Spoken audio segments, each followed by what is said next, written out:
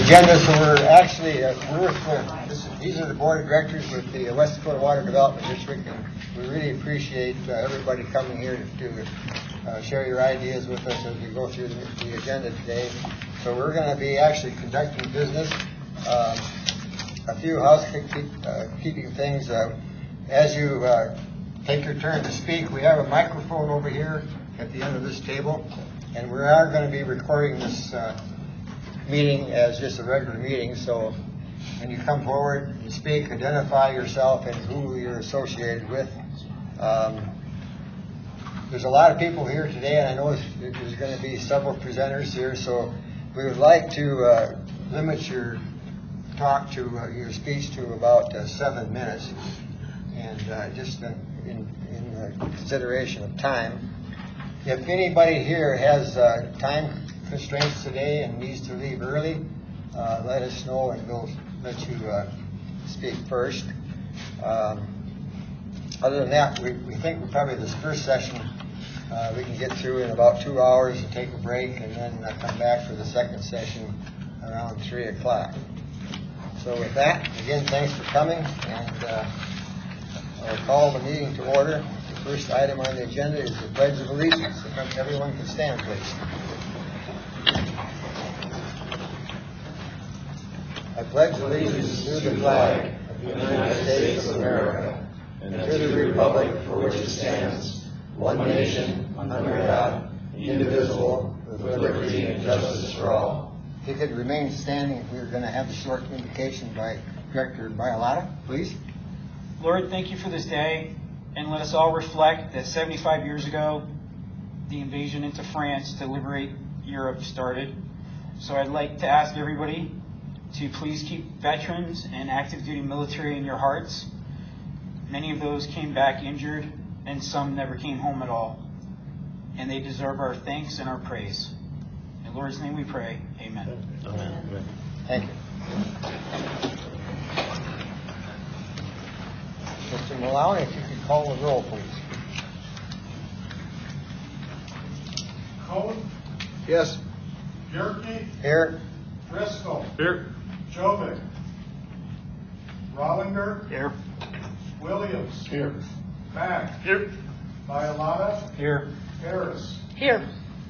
We have a quorum. Okay, thank you. One director absent. We're, just for everybody's information, we're not going to be taking any action on any items today at all. It's just mainly a listening session, and our next meeting is going to be in July. If there's something that needs to move forward out of this meeting, we'll be taking it up at that meeting. The next item is the approval of the agenda as proposed. Is there a motion? I would like to amend the agenda, and right before, after 5, but before 6, a small 5-minute public comment period, so that we are within guidelines of the open meetings law. We do have it at the end. It's not on the It's not on the agenda? Not on the No, agenda. that was not on the one we voted on, so that didn't have that. Oh, okay. So, Would be item 6. what time is Item 5A. item 5A? I'll second. Okay, motion was made to add an item for public comment, seconded by Dan Driscoll. Is there any discussion on the motion? Seeing none, all in favor of the motion indicate by saying aye. Aye. All opposed, same sign. Motion carried. Okay, at this point, I'd like to move to approve the amended agenda. okay. Sure. Motion to approve the amended agenda by Tom. Second. Seconded by Dan Driscoll. Any discussion? Comment, Mr. One comment. Is there going to be any opportunity for the directors to speak in this at all? Normally we have a director's session where you come back, get a chance to either finalize or thank the people for coming, that sort of thing. We don't have it on the agenda. Yeah, no, you don't. And I was wondering, Well, I think we've got a lot of people here today, and we're going to be running. We're trying to have our meeting run so we about have 4 hours. questions then after each one of the speakers. Is that the way it's going to work? Good question. Oh. Let's open to everybody. Questions are open to anybody and everybody. Okay. Does that answer your question then, or? Thank you. Is that okay? Okay. So we have a motion. Did we have a second for the Yep. motion? Second. Okay, all in favor of the motion indicate by saying aye. Aye. Opposed, same sign. Motion carried. Okay, at this point, I'm going to turn the meeting over to Director Fiscal. Public comment. Public comment. Oh, gotcha. We do have an item 5 here, conflict of interest. Is there any items on the agenda today for the directors that would have to be a conflict of interest? I'll just disclose that many people know I'm retired from USGS, but back in a part-time appointment. There are several of the ideas that have been submitted by USGS. If we were voting, I couldn't vote on them. Given that this is informational, I don't see it as a conflict, but I want to disclose that. Okay, very good. Is there any other conflicts? Okay, thank you. Okay, we'll move to item 5A, public, items from the public. Are there any? Seeing none? We'll move on then to item 6. Mr. Chair? Was there, yes? I'd like to speak on behalf of the public. I had a request from some people that could not be here. Okay. They're having some serious issues with Rapid City sewer systems, and they will be coming to the board to ask for assistance and going after the city for flooding their homes with sewer water At our July meeting? in the July meeting, yes. Okay. So some of these people, I'm hearing horror stories, myself included, was one of the homes that was backed up. My neighbors unfortunately had it much worse. They had over 3 feet of water, and the water started in an electrical fire, and the city has condemned their house, and they have nowhere to go. So they'll be coming to our, They will be coming to the July meeting. so I guess I would suggest that they get on the agenda then at that meeting. Yep. If you know. But just for public comment, I wanted it aired because they asked that I'd speak about it if I could. Okay, sure. So noted. Anything else then? Seeing none, we will move on in agenda number 6. I'm going to turn the meeting over to Director Driscoll, who is going to moderate this session. Well, I'll first just give a little bit of background on how this meeting came to mind.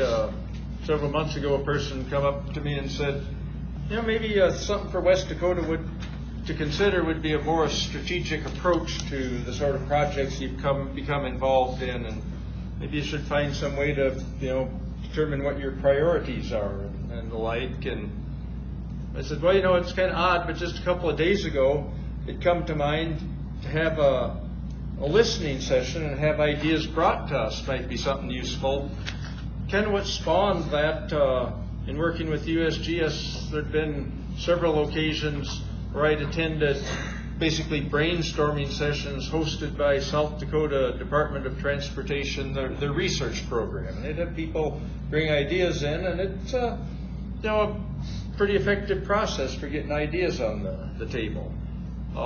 So as this idea began to develop, another perspective, a personal perspective of mine began to develop that, West Dakota really doesn't manage any water or have any responsibility for water for the most part. It's primarily stakeholders that are out there, be it the City of Rapid City, the Pennington County Conservation District, the Forest Service, Game Fish and Parks. It's basically everybody else out there that manages the water or is responsible for it.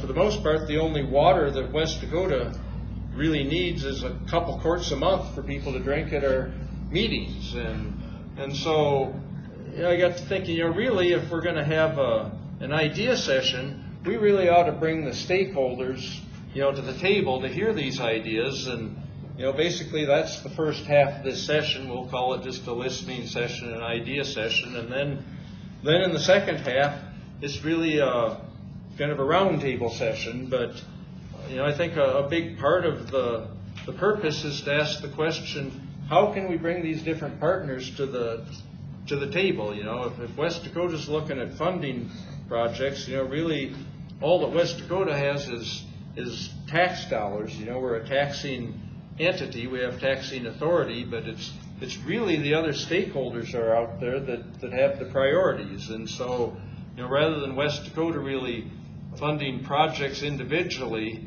a better model is to be trying to bring more and more stakeholders, the appropriate stakeholders to the table. And, one good example, the Game and Fish fellows are here today, and we're on schedule. Plans are to begin the dredging operation on Canyon Lake here this fall, and that's a partnership between Game Fish and Parks, West Dakota, City, Rapid City, and that's fly fishermen also, and that's a good example of bringing the multiple partners to the table. So that's really the impetus for this, to really gather ideas and have these stakeholders have a chance to listen to the ideas too. And where it'll go, I don't really conceptually have it thought out what we will do next, other than get these ideas, begin to digest them and talk about it, and see if some of these ideas don't kind of rise to the top as higher priorities, and go from there. So that's kind of the background on it. And there's a packet, and I think we're probably out of it, you're going to have to share it, but in the packet there's several ideas for proposals from different organizations. I don't know if you had a chance to look at that, but and I don't know if anybody brought one with them, because we did have a cutoff, but we're obviously here to listen. So, if you want to get a packet, there is some of these proposals included in the packet. We don't have enough for everybody here. There's a lot of. We're glad this many people showed up, so if you could share, it'd be great. Oh, okay. I thought it was. No, I was saying there's a pile over there, I guess. Oh, okay. Well, you probably need to share a little bit, but help yourself. Get them spread out, and let's make use of them.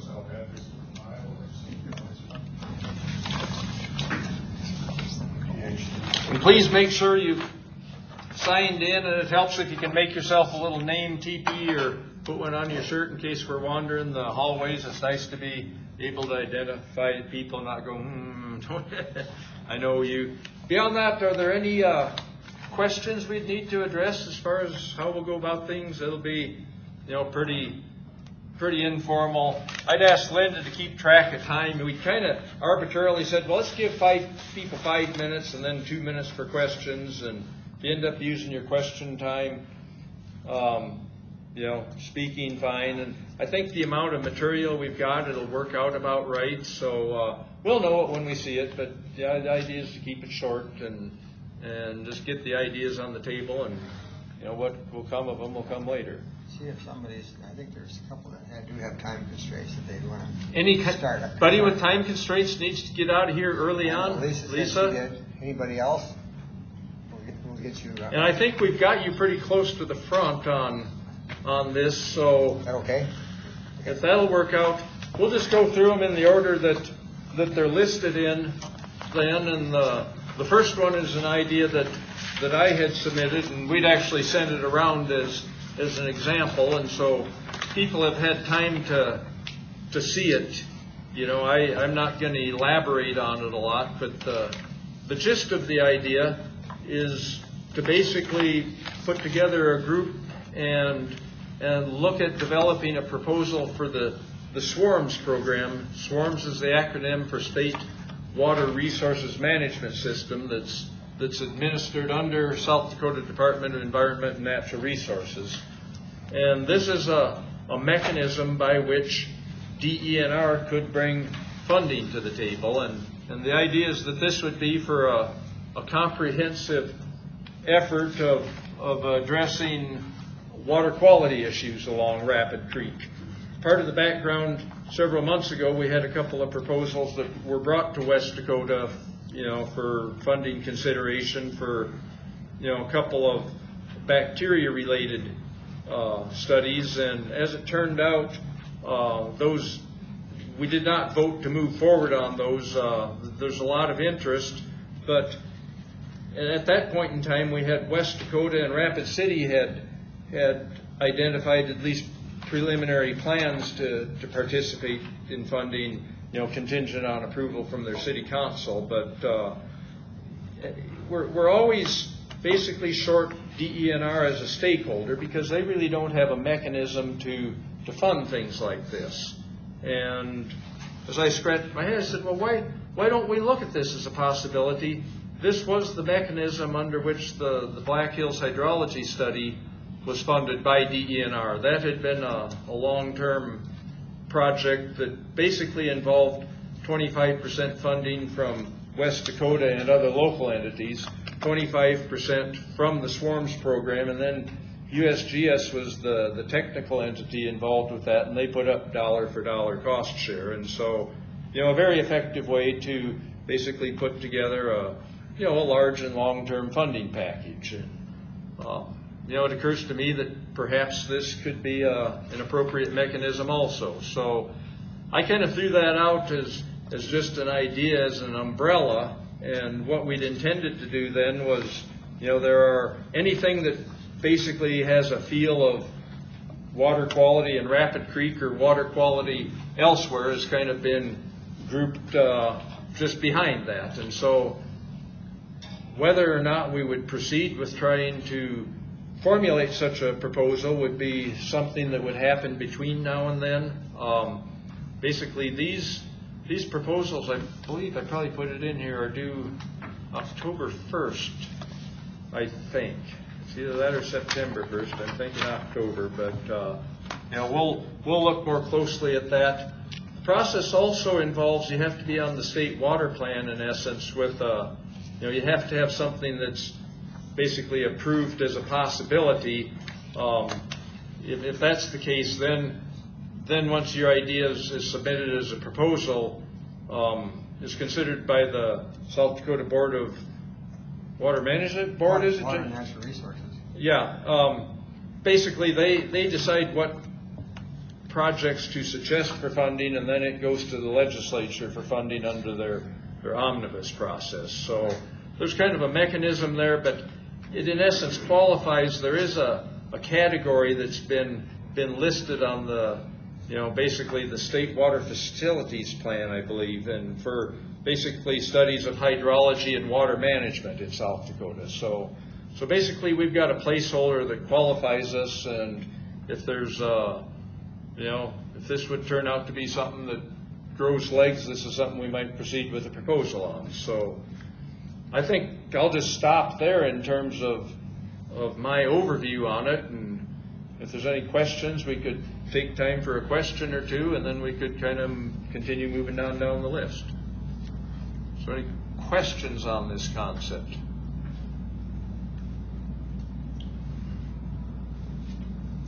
I guess everybody read it, and it's relatively straightforward. Mike Perkovich was out here at our last meeting, and because we're all pretty much new board members here and weren't familiar with the program, and Dan was more familiar with it than anybody. But anyway, he kind of went over how the program works, and there's a lot of flexibility on funding in that program if you have a water quality type project available. Yeah, did you want to? Yeah. And did you prioritize the different types of activities from agriculture and urban runoff? The 8-mile reach of Rapid Creek from the bottom of Canyon Lake to the East St. Patrick Street Bridge, that was that water quality study that we looked at, DNA study, and that's going to be one of the bigger problems I think we have. I mean, I was wondering if you have a prioritized list of how you would top to bottom, or is that going to be driven by the taxpayers? Or? Well, I've laid out nothing more than kind of a conceptual approach that SWARMS could be a good mechanism for a comprehensive effort regarding water quality in Rapid Creek. I think it's basically a foregone conclusion that urban runoff is by far the most detrimental thing we have relative to water quality in Rapid Creek, and so that reach is, maybe I shouldn't say offhand it's the most, but it's certainly one of the biggest factors we deal with. And so I think that would certainly be one of the priority areas. Yeah, and I would like to make sure that we have health and safety first, as opposed to the stream's going to become healthier as we make it healthier. And it's just so obvious that we have one block where we need 3 or 4 places to help find the contamination source. And that's something that maybe some of the people here hadn't heard. And that would be what I'd like to hear from some of our stakeholders as well, sometime down the road. So I agree with the idea. Thanks. That's time. Our 7 minutes is up. It's time to move on.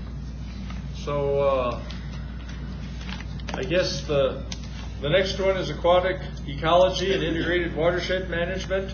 Lisa Gunza from South Dakota School of Mines. And can you come over to the mic so that we hate to burden you that way, but we want to record this, and that's the only way it'll make it feasible. We will have minutes of this meeting, but they'll be very succinct.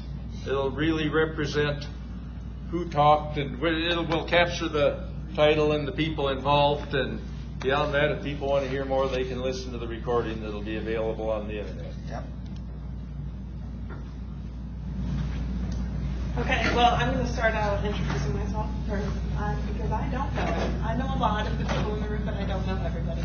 And so I'm Dr. Lisa Gunza. I am an associate professor in the chemistry and applied biological sciences department at School of Mines. I'm an aquatic ecologist, and I've been at School of Mines for about 7 years. And this is Dr. Kurt Chwanski, who is a research scientist that works with me. Okay, so we better get moving now.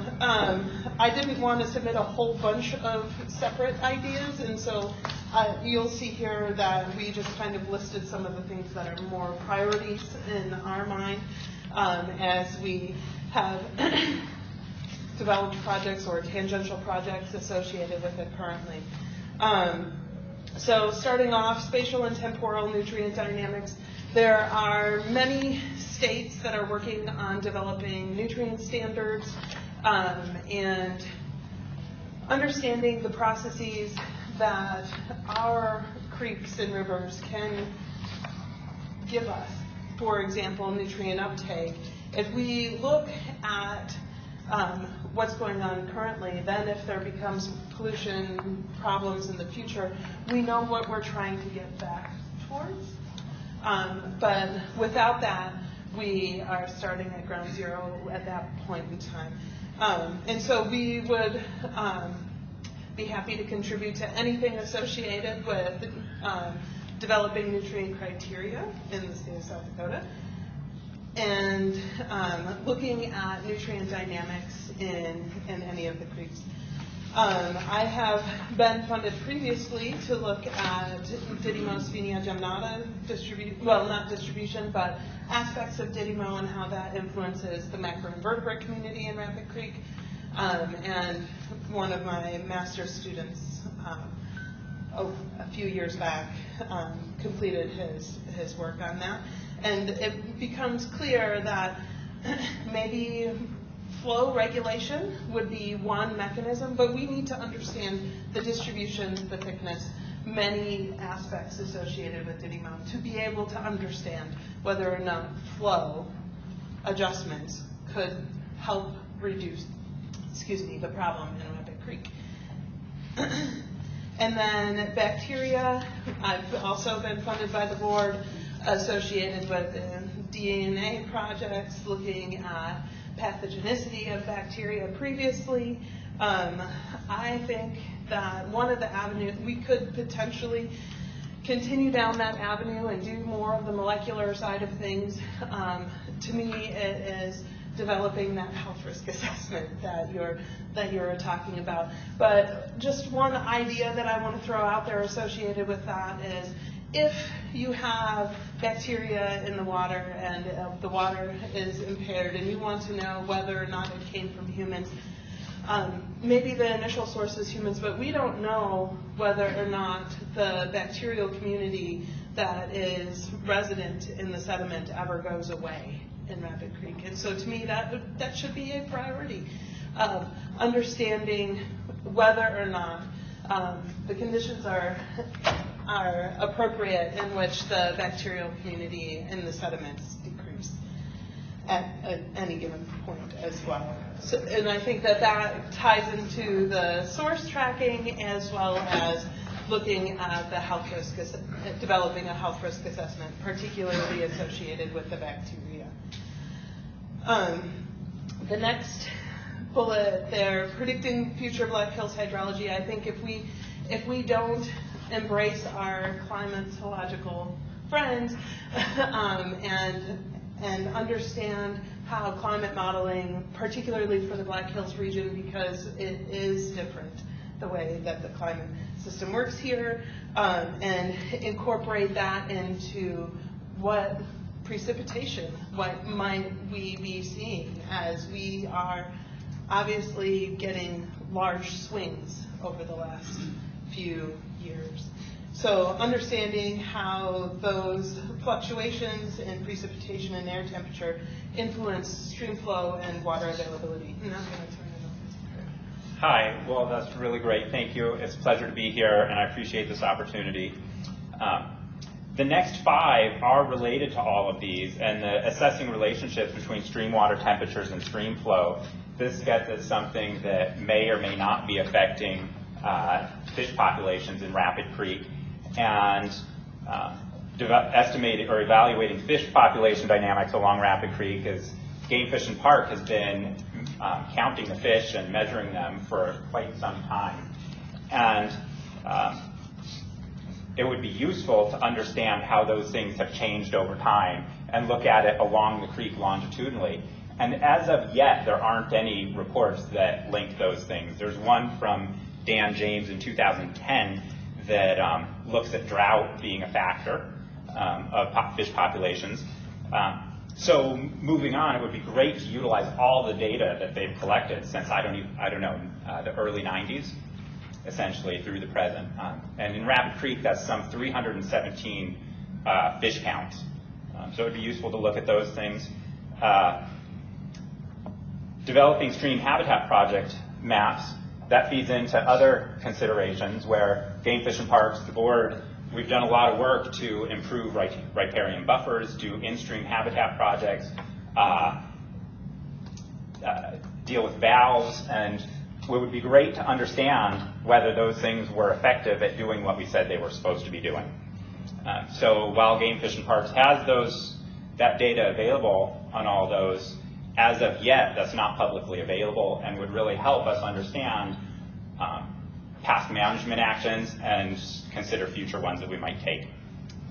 Characterizing aquatic food resources available for fish and wildlife. That's both for recreationally important fish species, but also for native fish species that are there. And then the final one of characterizing basic stream morphology. We know very little about the width, depth, slope, and canopy cover along the creek from the headwaters through, even all the way through town. We might know a lot of detailed information about very, very small reaches, but that's essentially, so, yeah, thank you. So that use up all our time, Linda? It did. One quick question? Sure. Any quick questions out there? Regarding some of your research and testing the water and whatever else, have you considered the restoration of beaver dams, of beavers up creek so that they can filter that water through? I mean, how many beaver dams do we have? I know we used to have one over on the other side of Boundary Park there at the end, and we tore that out. The research shows that beaver dams do help with the ecosystem. So one thing that we have all done in this urban area and up and down the creek is we have totally destroyed the natural ecosystem. So that might be part of restoration of, we want to restore the quality of Rapid Creek and the tributaries that come off there. We might want to consider to allow the beavers to come back into our area. And could you please identify yourself for the record? My name is Carla Marshall. I'm with the Black Hills Clean Water Alliance. I'm a member of the Shiner District Tribe, and I am a citizen of Rapid City. I am a longtime citizen here, and so, yeah. Thanks, Carla. Thank you. So next on our list is Stu Gesa. Come on up.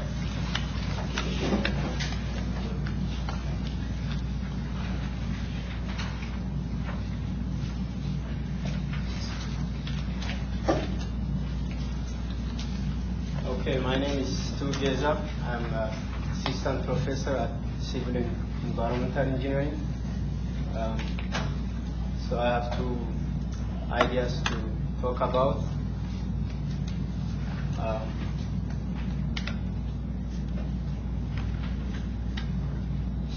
May I come here? You can help. Okay.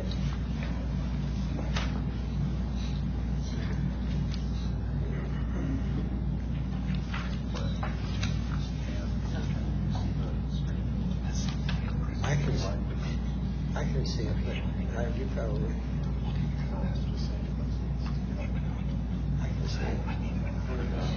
Oh, you think we should cut some of the light?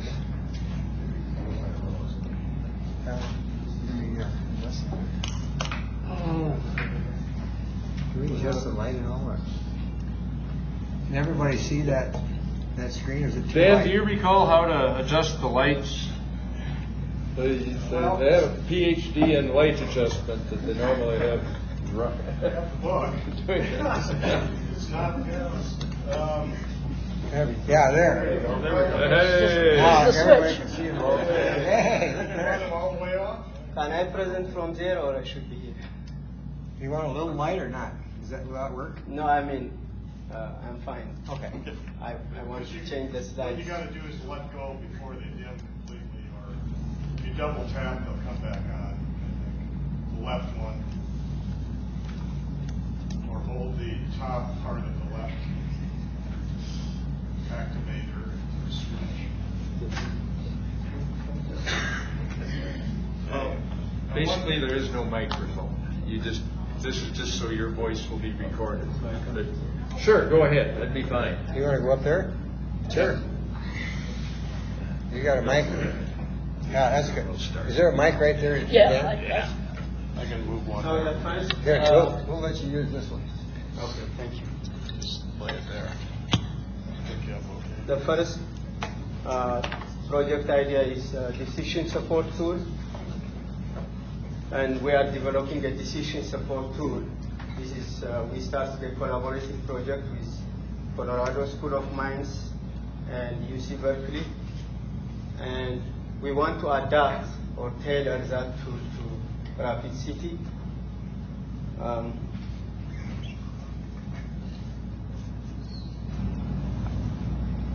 So the tool has two components. One is a planning level tool. The planning level tool tells you where in the watershed you can place waste management practices, BMPs. So effective design and placement is important because you can save a lot of cost for capital and maintenance and operation cost. So there has been a lot of other tools that have been developed. The best, our tool is relatively simple to use and computationally less intensive. So within a short period of time, somebody can be trained and can apply it. So the idea is you need to build a swim model for the watershed and then read those swim outputs. And then that file goes, you have to also have some basic data like cost of BMPs, performance of BMPs. And then that data goes into optimization model that we developed. And the optimization model generates the distribution of, effective distribution of BMPs over the watershed. So this is a planning level tool for planners to find out effective placement of waste management practices. We are using a small watershed in Rapid City, but this is applicable nationwide. And the second part of this tool is you go to a particular site and you want to design a base management practice. So it has several components to do that. It can estimate the hydrology of a site, runoff from a site, and based on that, you can design the size of your BMPs. So it has a hydrology module, but if you have estimate of runoff from other models, you can use our tool just to design the BMP. And it has a BMP selection tool. You go to a site and decide what, the tool decides what kind of BMP is appropriate for that site. And the sizing component, it can be size ponds, reservoirs. It can size bioretention cells. All sorts of BMP can be designed using this tool. It can also design green roofs. And finally, it will tell you, based on that size, what is the cost of your BMP. Maintenance, capital, and operation cost. And UC Berkeley is developing a life cycle tool that can be integrated to this design tool, and we plan to integrate that too. But for now, we are using just capital and O&M cost.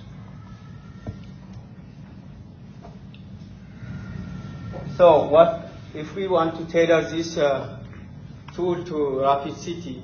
We need to develop site-specific data to improve the accuracy of our tool.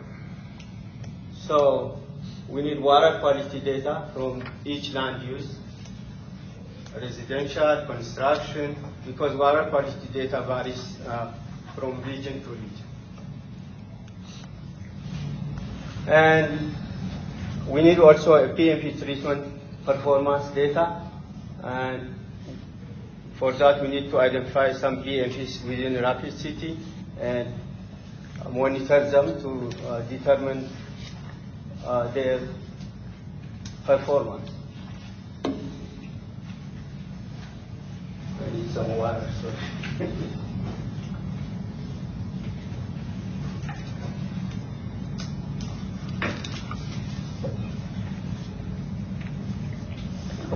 And we also need site-specific cost data. So if we get this data, we can tailor this tool, which is in fact designed for national. This is a national level tool, but we can tailor it to Rapid City. That's the goal of it. So the basic thing we need is the data here. We need monitoring data to tailor this tool to Rapid City. So that's the first part of my presentation. If you have questions, or should I go to the next one? Any questions while we're paused here? Question here. Has the city of Rapids signed off on following this plan? I was in South Dakota, Colorado School of Mines before I came here, and this idea was initiated there, so I brought the project with me. But since I'm here, I want to apply this is a national level tool, to Rapid City, because I can really go to sites and get data and improve my tool. That's the goal. So there is nothing that the city of Rapid City has signed so far. Is there, what type of data are you looking to try to collect from each of these sites? Let's give us a brief rundown. So for water quality data, land use, okay, it's not showing here. We have to collect suspended solids from residential sites, construction sites, commercial sites, all possible land use types. So we need to collect metals, nutrients, those kind of data. Plus BMP performance. So we need to, how is the BMPs in Rapid City working? Are they efficient? Compare the same BMP compared to, for example, southern states. There are a lot of factors that affect performance, like temperature. So are they as effective as? There is a national database on BMP performance, but that's not accurate. Well, I guess yours is the next one on the list also, right, Stu? Yes. Yep, so go right ahead with the next one. I have James question first. Excuse me, Dr. Souza, Giza. Okay. Stu, Uh-huh. James, I have one question. If the city of Rapid doesn't sign off on this plan, and I can speak to some history, a lot of the subdivisions in Rapid City were built in the 50s, 60s, 70s, and 80s, and they've been begging for stormwater drains for the last 20 to 30 years and still haven't gotten them. Why would we fund a study if the city's not going to implement it? Perhaps I could address that one. That's really the intent of this meeting, is to put ideas on the table that could be looked at collectively, by stakeholders. So, certainly it'd be a very realistic position that, right, in the future, that, why would West Dakota have interest in this unless the city did? I think it'd be hard to generate interest for the board. So, and beyond that, I think we're going to have to keep moving in the interest of time. We've got a long list here, so I'm afraid you'll have to wait, Carolyn. Sorry. Maybe after the next one we can circle back. So go ahead with your next one, Stu. It's 13. Uh-oh, what happened? Bill Gates. Well, I think you have time for a question. We have time for a question now, so go ahead. Go ahead, Carol. A couple of the comments have touched on this, but I want to touch on it a little bit more. A famous philosopher once said, "Scientists study the world. The necessity, however, is to change the world." So I see a lot of what looks to me as a civilian like fabulous science here. I mean, I get it, they all make me really excited.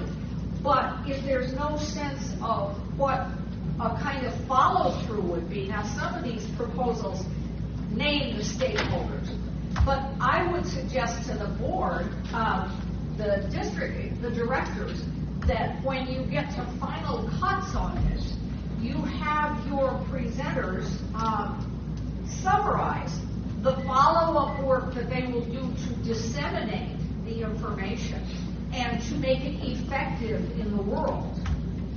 The other thing I would urge the board to think about, I don't know if any of these, I have no idea if any of these proposals relate to private profits or mostly the public good. Obviously, there's public good in every proposal, but some may also relate to someone profiting from an idea.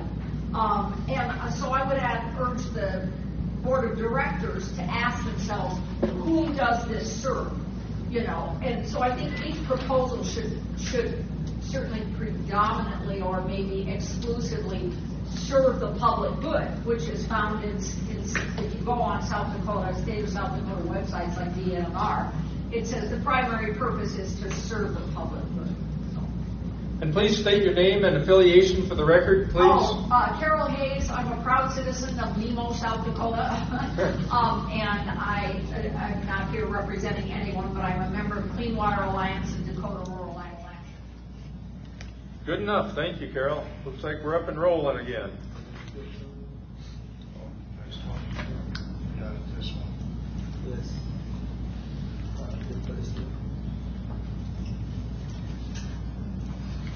I'll let you drive. Okay, the next idea is enhanced down gradient BMP solutions. So we know that urbanization affects water quality. And normally we use up gradient BMPs. They are effective in most cases, but sometimes some pollutants pass these systems through curbs and gutter and sewer, and also swales and reach streams. So when we move to down gradient, we design the conveyance for the swales and other conveyance systems just for conveyance purpose. We don't normally design them for treatment, right? So here, my idea is to use some holistic approach so we can treat some contaminants down gradient. If you look at Rapid City, you have a lot of grass swales, wetlands, and wetland channels along Rapid Creek. So the question is, can we improve the performance of these systems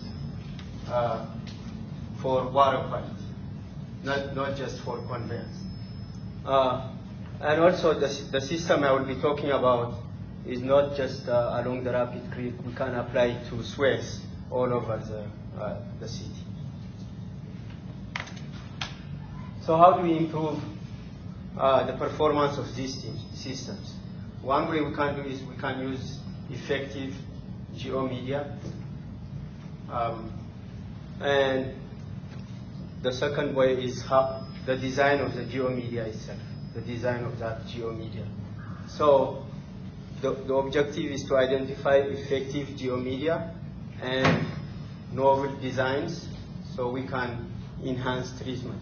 So if you combine this and fit them into our wetlands, our swales and ephemeral streams, we can improve treatment. So if you combine the geomedia with efficient design, we can possibly treat pollutants in a small footprint. We can test all these concepts in the lab and then bring it to the field. We anticipate that these systems will be effective, especially during low flow, what we call, and high concentrated low flows, what we call first flush conditions. And what are the main contaminants that we are interested in here? Nitrogen, phosphorus, metals, and aromatic hydrocarbons, bacteria. And through literature review, we identified some of the geomedia like wood chips, biochar, iron filings. They are very effective in treating most of these contaminants. Understanding the mechanism is important because when you design, those principles can lead you to efficient design. And in the lab, we tested biochar and biochar modified with some nanoscale iron, zero valent iron. And our initial testing was in metals, and we determined that it's very effective. The biochar efficiency was about 90%, while the sand, which we used as a control, treated only 57%. And we are also testing septic effluent, how this media is, how effective they are on septic effluent, especially nitrogen. And also we have a setup, experimental setup. So the first one was a column study where it will tell us some performance. So it gives us idea about the performance of those geomedia. But if we design it as a 2D system, it will be more close to the real world system. And we can test several materials. So we can test geomedia in series. For example, the first section, you can test it for nitrogen, and the next one for phosphorus, and so on. And also you can test water table conditions. And the idea is if you have, let's say, on the top figure, you see that there is just one material. When you have such material, there will be no, most of the flow will be channel flow, and the water that infiltrates into the soil will be just flowing parallel to the channel flow. But if you have some geomedia, as in the second figure, you will have upwelling and downwelling of flow, and that will create enhanced interaction with the subsurface and improve treatment, and also increases the travel time. So the longer the travel time, the more efficient your system becomes. And we can apply that also to the first slides I showed you was for modification. It's a subsurface modification. You can also modify swales. So you can apply those geomedia in between rocks, rock ditch checks, and improve efficiency. So the rock ditch is normally they just may remove TSS, but not other pollutants.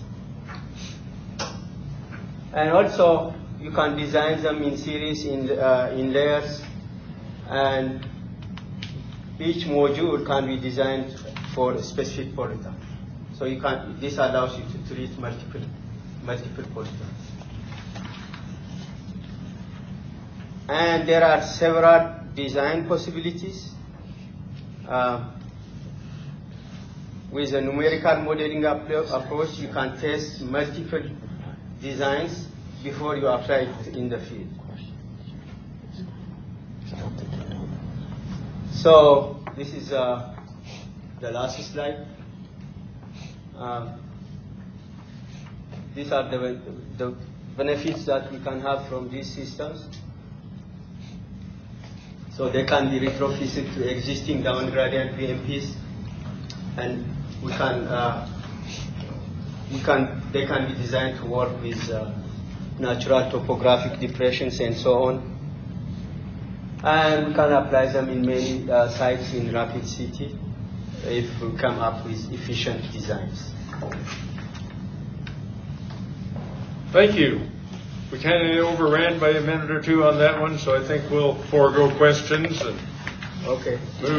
I think we need to let everybody know that when she's showing you the 2 minutes, it means your 5 minutes are up, and then you're at your question period. So the first one she'll show you is this. If you continue, that means you've gone through the question part, just so you know. I think everybody's getting kind of confused. When she pulls up the red one, that means the 7 minutes are up. Next person's up. Thanks. Thanks, Steve. Looks like you're next on the list, Heidi Seymour-Lang from School of Mines. All right, is this one part one? Yep, and come right around to the microphone.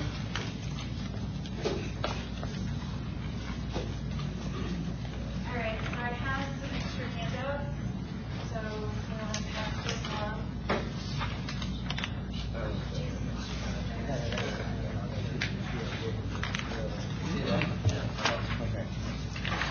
Okay.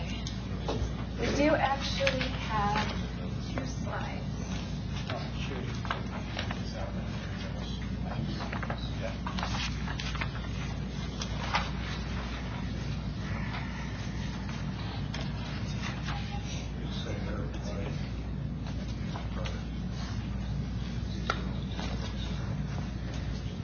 All right, so I'm with South Coast School of Mines and Technology. I'm with the Civil and Environmental Engineering Department, and we have been working with Rapid City Collective Impact in the city on the concept of the Care Campus in One Heart. So this is a facility that will be located across the street from the courthouse. So to give you a little bit of an idea of where that's at.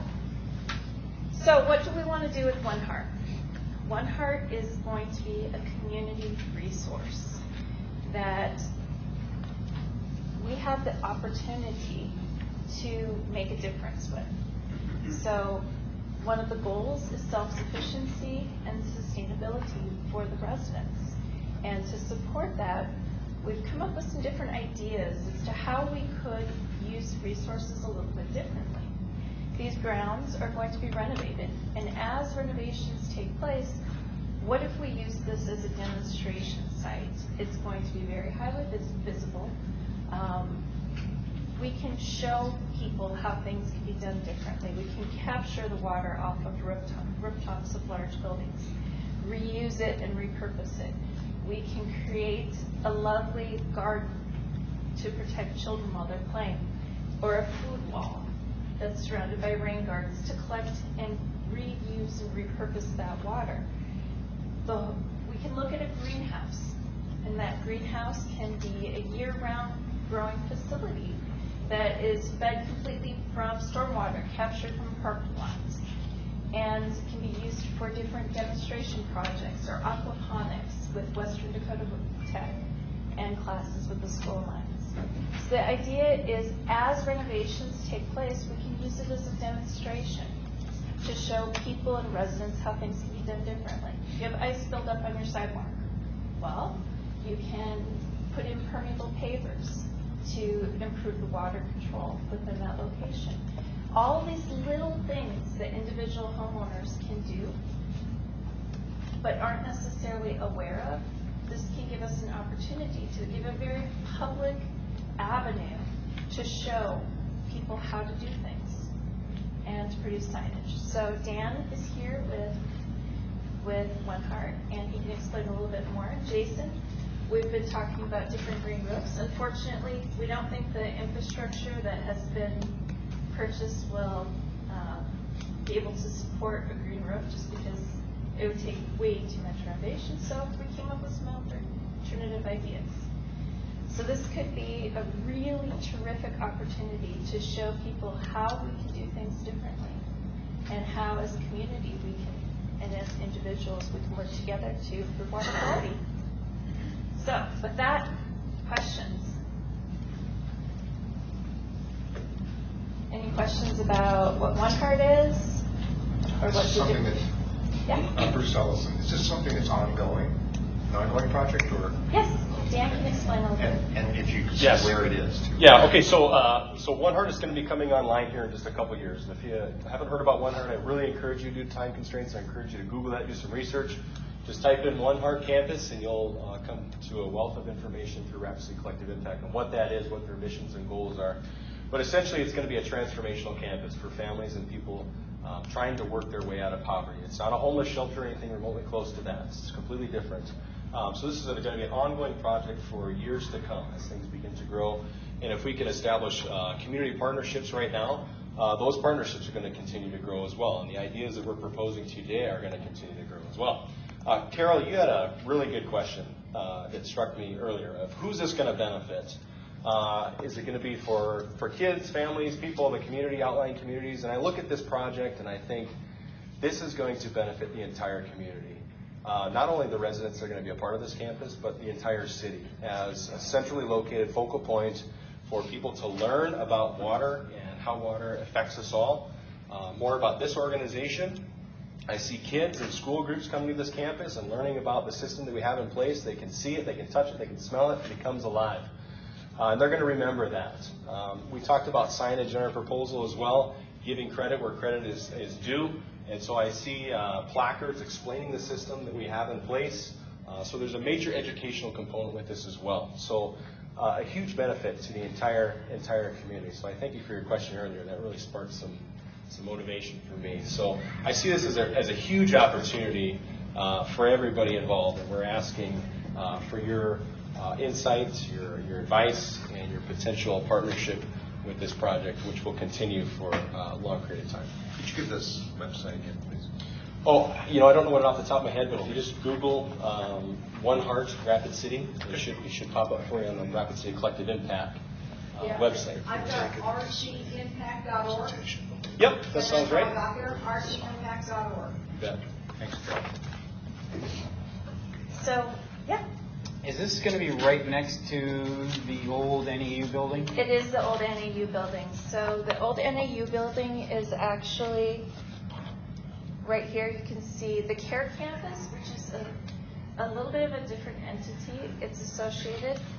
So there's going to be part of it that's operated by the city and county, right? Yeah, And, I'm just and then there's going to be part of it that's going to be One Heart. Yep, so this this is Kansas City Street up on the top here. Public safety building would be up on the top, and the courthouse would be off to the west of that. Care Campus is this dark box over here. And over to the right, you'll notice this big black box right here. Those are actually the old dormitory buildings. There's 3 of them located right there. And the campus will begin on the east side of those dormitories and continue all the way to the Care Campus wall. So a pretty significant footprint in downtown Rapid City. Yeah. I have a serious concern about something you said, that you envision school children going to this, when I know for a fact that Rapid City and Pennington County PD take drunk, intoxicated, and people high on drugs to stay at the Care Campus because they're not allowed into the mission. Why would I send my kids to a detox center? Sure, so I can speak on that because I actually work for the police department. So the Care Campus is completely separate than One Heart. 2 completely different entities. The Care Campus has a variety of entities involved in one roof, centrally located, and a detox facility is a part of that. So that is all the way down here. There's a secure entrance and access, and everything inside of that building is completely secure. So it's not like there's detox patients wandering the campus or anything like that. And security for the One Heart campus is being taken very, very seriously, and I'm actually part of the Facilities and Grounds Committee for that as well. So this campus is probably going to be entirely encased either with fencing or more natural designs, which is kind of a part of our project as well. So I totally get where you're coming from. I've got 3 kiddos of my own, and so security is definitely on the forefront of this project as well.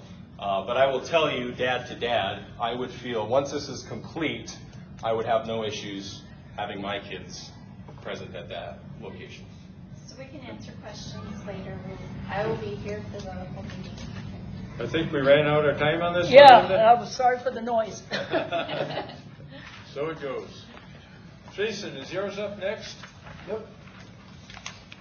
Jason Phillips.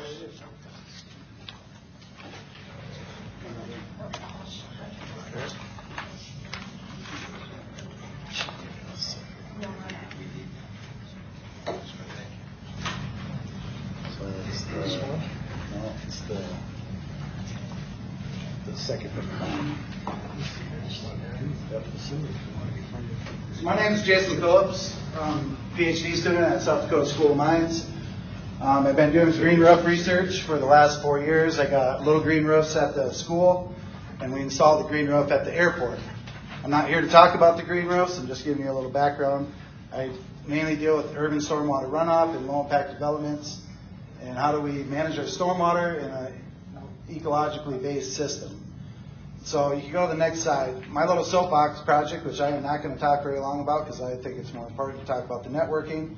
This is a potential project that was funded through the Vision Funds. It's a military tribute park. We wrote a grant to the Urban Five Waters Urban Restoration. So we will find out if we're awarded in the end of June, beginning of July, somewhere in there. We're not sure, but kind of if you go to the next slide. So that's right on the corner of 8th Street and Omaha, right below kind of Central High School. So some of the main objectives is it'll be kind of a demonstration. You know, it's a park that's in the floodway. I had some concerns about putting B-1 bombers and helicopters and stuff in the floodway, being a water resource engineer, but it's moving forward, it's going, it's funded. So we want to put low impact developments there and have it be a demonstration piece for the park. But it's still at the end of, it's a downgrading. We're at the end of the pipeline before it goes into Rapid Creek. So I'm not going to talk about that project anymore. You can go to the next slide, please. This is Rapid City. This is downtown Rapid City. Urban jungle, concrete everywhere. There's very little green in there. So that red box is the Care Campus project. That blue circle is the Trinity Lutheran, the Eco Prayer Park, which is a low impact development park. That park is designed to flood, so when you drive by it and you see a pond out there, it's designed to do that. It drains out, and then it can be functioning as a social place to gather and have picnics, and the church uses it to feed people and have music events. You cannot see it. It's a green little box that's right north of that, and it's where Harriet Oak, the garage, and all that is. There's been some discussions of wanting to do a green street. So the big picture idea, I think what we all need to focus on is how we're all going to network together, how we're going to put all these great projects into implementing them in our city. And we need to do it by networks. We put all our streams, our natural streams, into concrete storm sewers. They flow underground. We can't see them. They're gone. And we need to get networks. We have an awesome Greenway belt at the cost of 270 some people that died, and now we're using that for all of our down gradient solutions, which Rapid City is being pretty progressive and doing a lot of great things. But we need to have networks from up gradient to down gradient. And not only for stormwater, but we could use it for pollinators, for green space, and creating those networks of going from the site to the street to the greenway. And so eventually I would like to see the Campus Care Project have up gradient solutions, tying with the Eco Prayer Park, tying with some green streets. There's all sorts of designs for green gutters, tree planter boxes, and green infrastructure type designs. Cities all across America are doing it, Minneapolis, Denver. So we need to learn from those cities and not wait until we have a problem and fix it before we have a problem. So discussions, questions? I think this is a great idea. To get that network going and how we're all going to work together is very much needed. West Dakota did put money into Absolutely. two of those projects. And they funded some of the green roof research, and so, yeah, absolutely. Like your other projects, are you going to be monitoring whatever you put in so that you have data for, what was the project number 4? The military tree park? Just a second.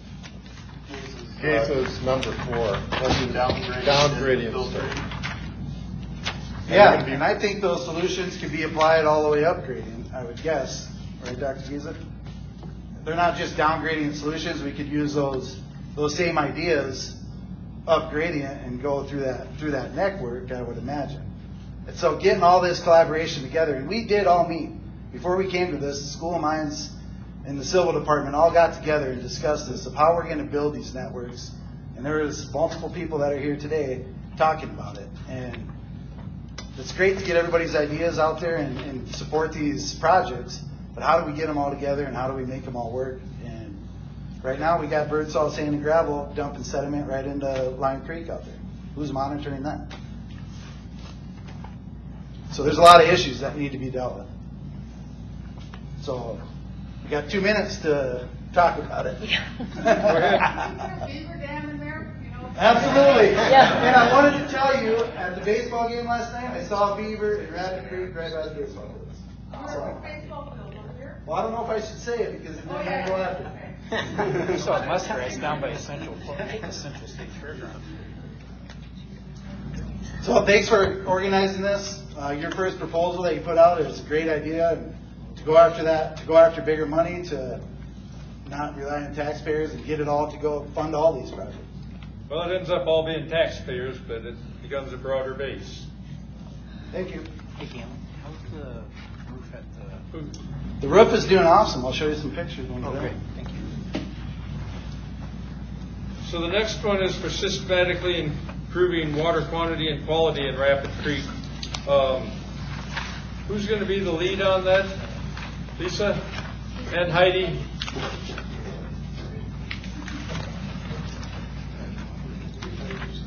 Number 7, 21.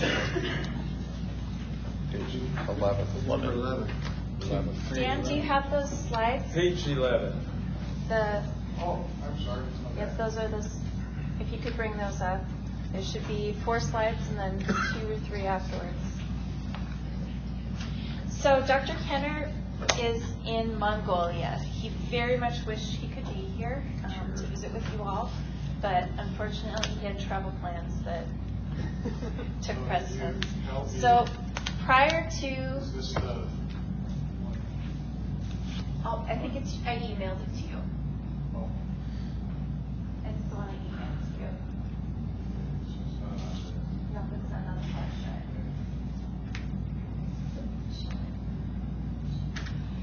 So Dr. Kenner wished he would be able to be here.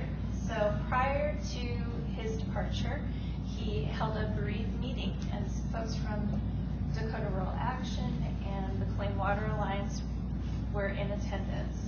And what we did was we circulated a kind of an email chain where Lisa and I went back and forth. And we kind of That reminds me, I should move that. I did the same It fell into my trap. I definitely did. I apologize. Now we're going to get this one wide berth. All right. Nope, it's just loading. So what we did was we looked at, all right, what are the big themes? Dr. Kenner was very excited about the swarms idea and wanted to reflect on how are these different systems and projects interact. So we kind of came up with two big bins, water quality and water quantity.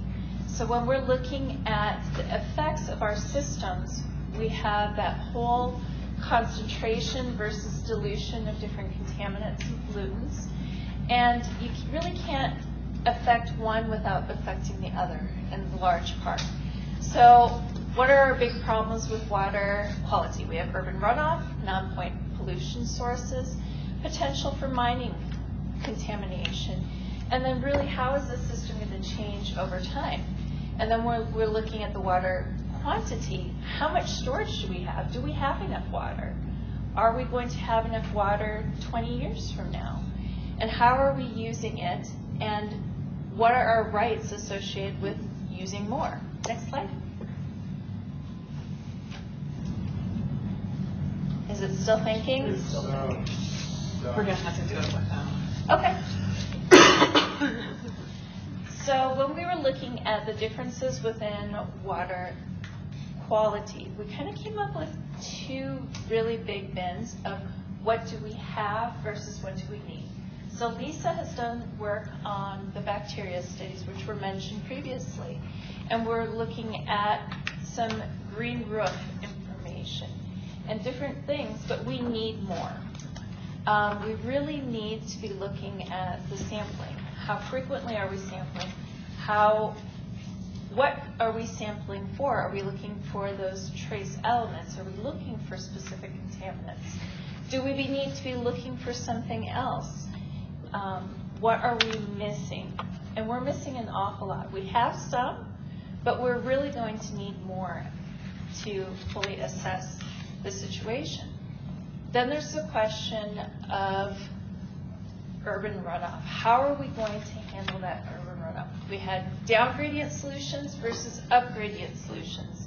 And the reality is it's going to have to take a systems approach where individual homeowners are working with the neighborhoods, who are working with the city, who are working with the county to really work together to resolve some of these bigger picture issues. And to do that, we're going to need to demonstrate techniques to people. We are going to need to create showcases and examples. We are going to need to create resources for people to address specific issues. I was in Minneapolis. My aunt installed a permeable sidewalk.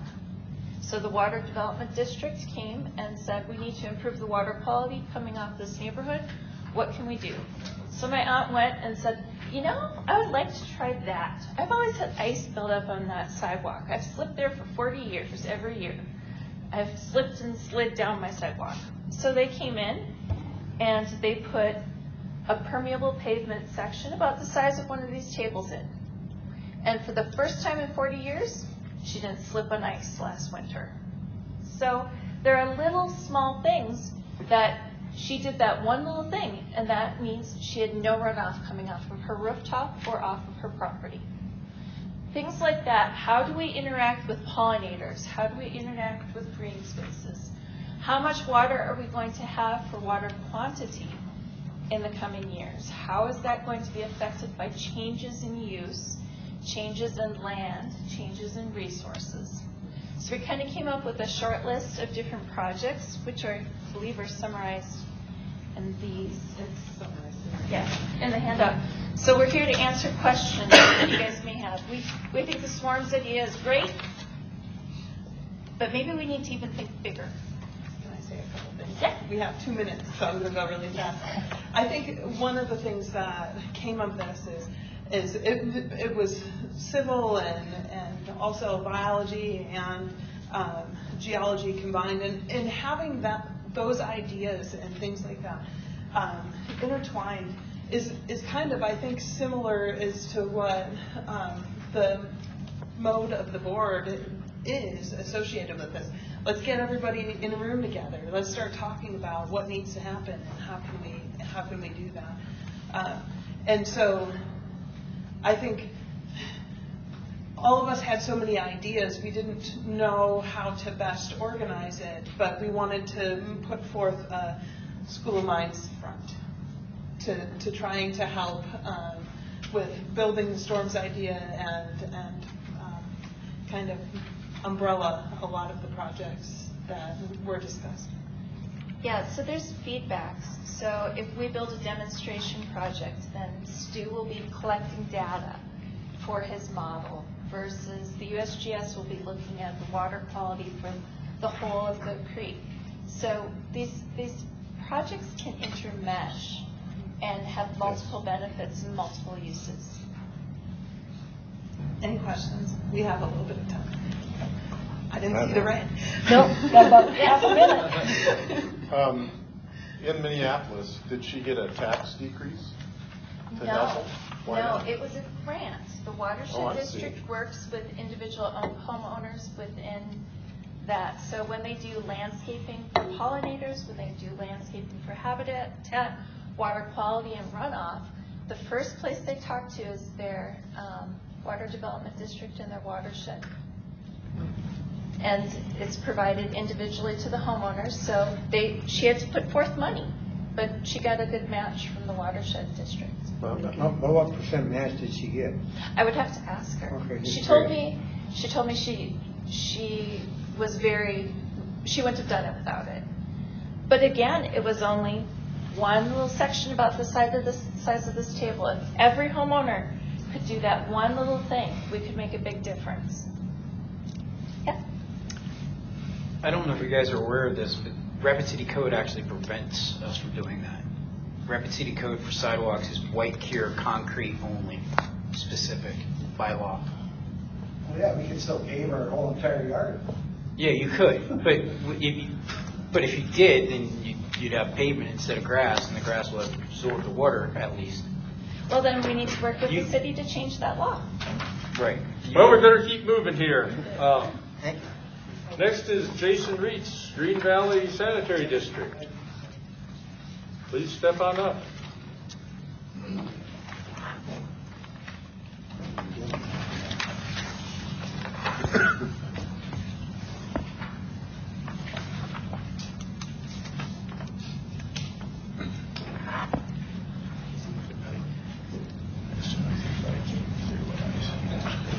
And I believe there was some PowerPoint preloaded.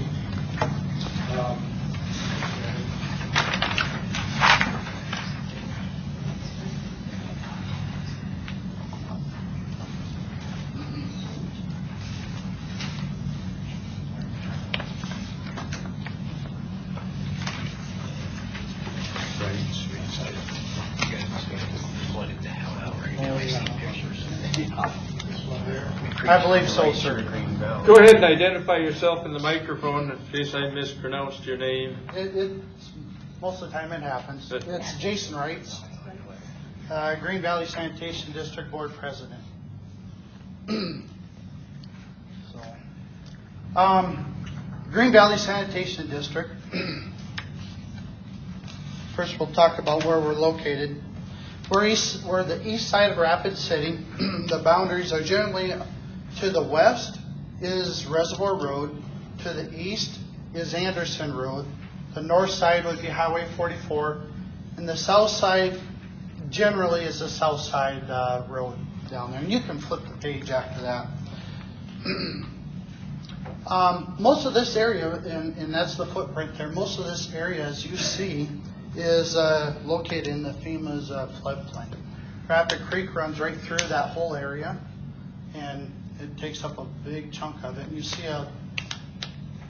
where most of the residents are, and then you'll see empty space where farmland and whatnot is, just because that's in that floodplain. Next. I'll give you a background at Green Valley. In 2010, we did our water project. So we were able to get water out to that area. Before that, everybody was running off of wells and cisterns. So, at the completion of this, and after they went through the funding packages and whatnot, there was a special assessment placed on the homeowners, roughly for about $425 a year. That's what the homeowners have to pay for 25 years to sustain that loan requirement or that loan debt to put in that water system. In a sense, the residents out there paying for that, what we can't get with grants. Rapid Valley Sanitary District operates and maintains the water system, which Green Valley creates no revenue from it. Rapid Valley Sanitation District is who we get the water from. So therefore, the Green Valley Sanitation District has no authorization to recap any of the costs or anything.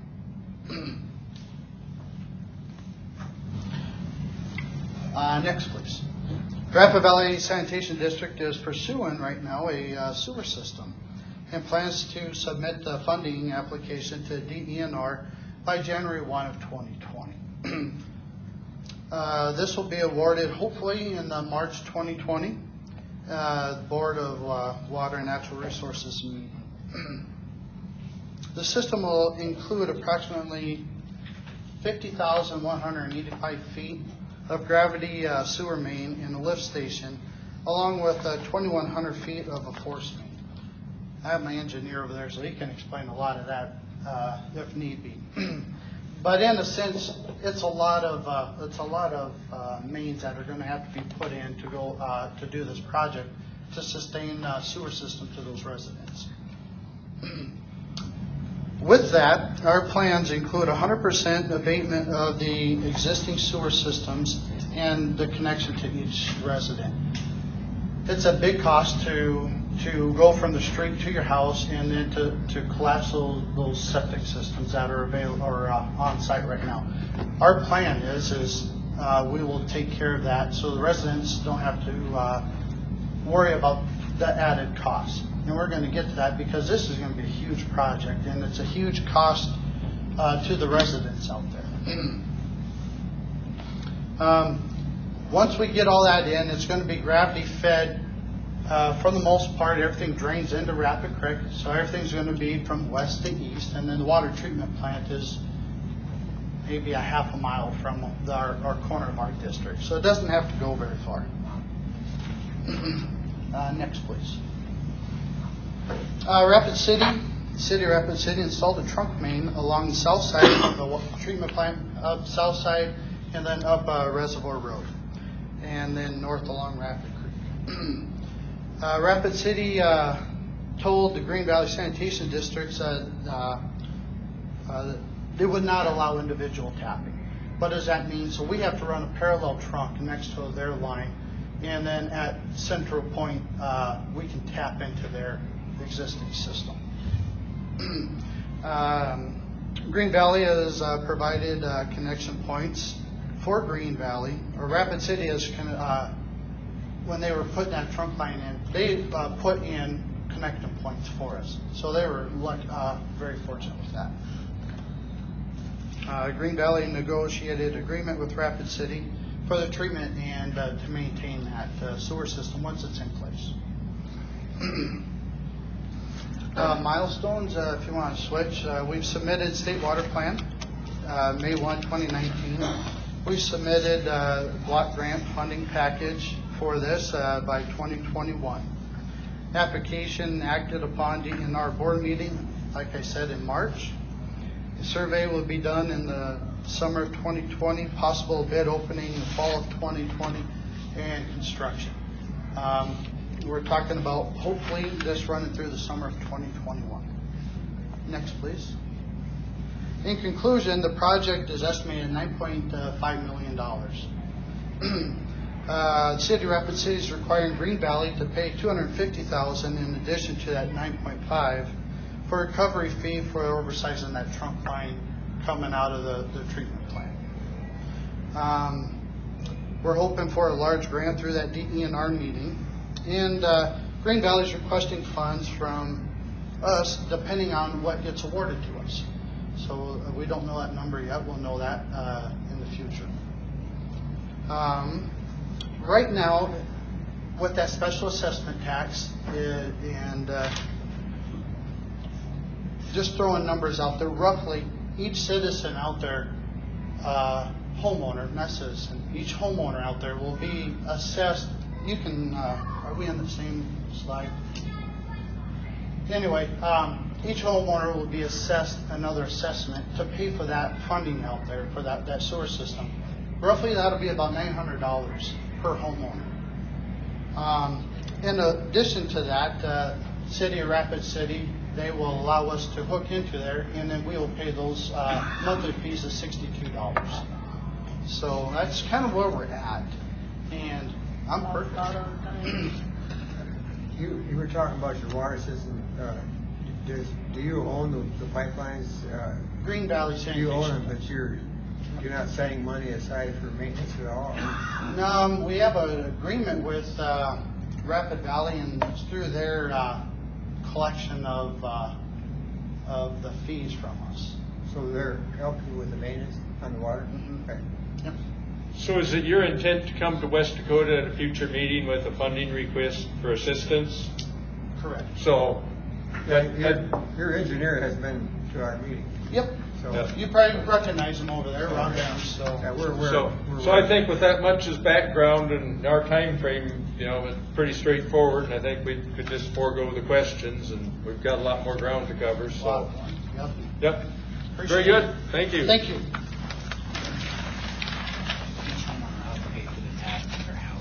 Up next is Dr. Waterman, David Waterman, School of Mines, and others.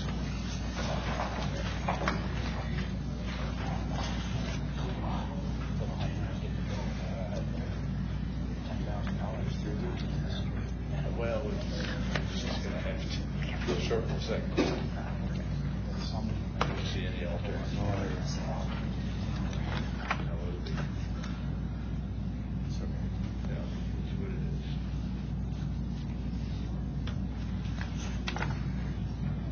So at this point, we've kind of worked our way through the water quality subject matter, and I think a few of these tend to be more water quantity and et cetera.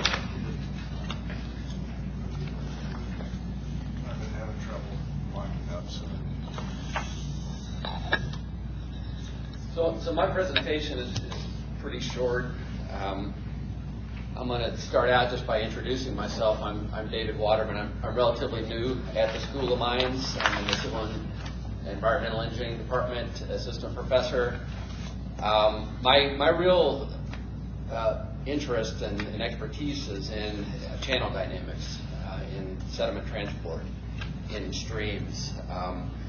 This project that I'm going to talk about is a water quantity project as opposed to a channel dynamics project. But I did want to throw out there, and probably I'll never get the opportunity to have so many probably interested parties again, but I'm looking to install some experimental bank erosion apparatus that a colleague of mine from the Naval Research Lab has developed.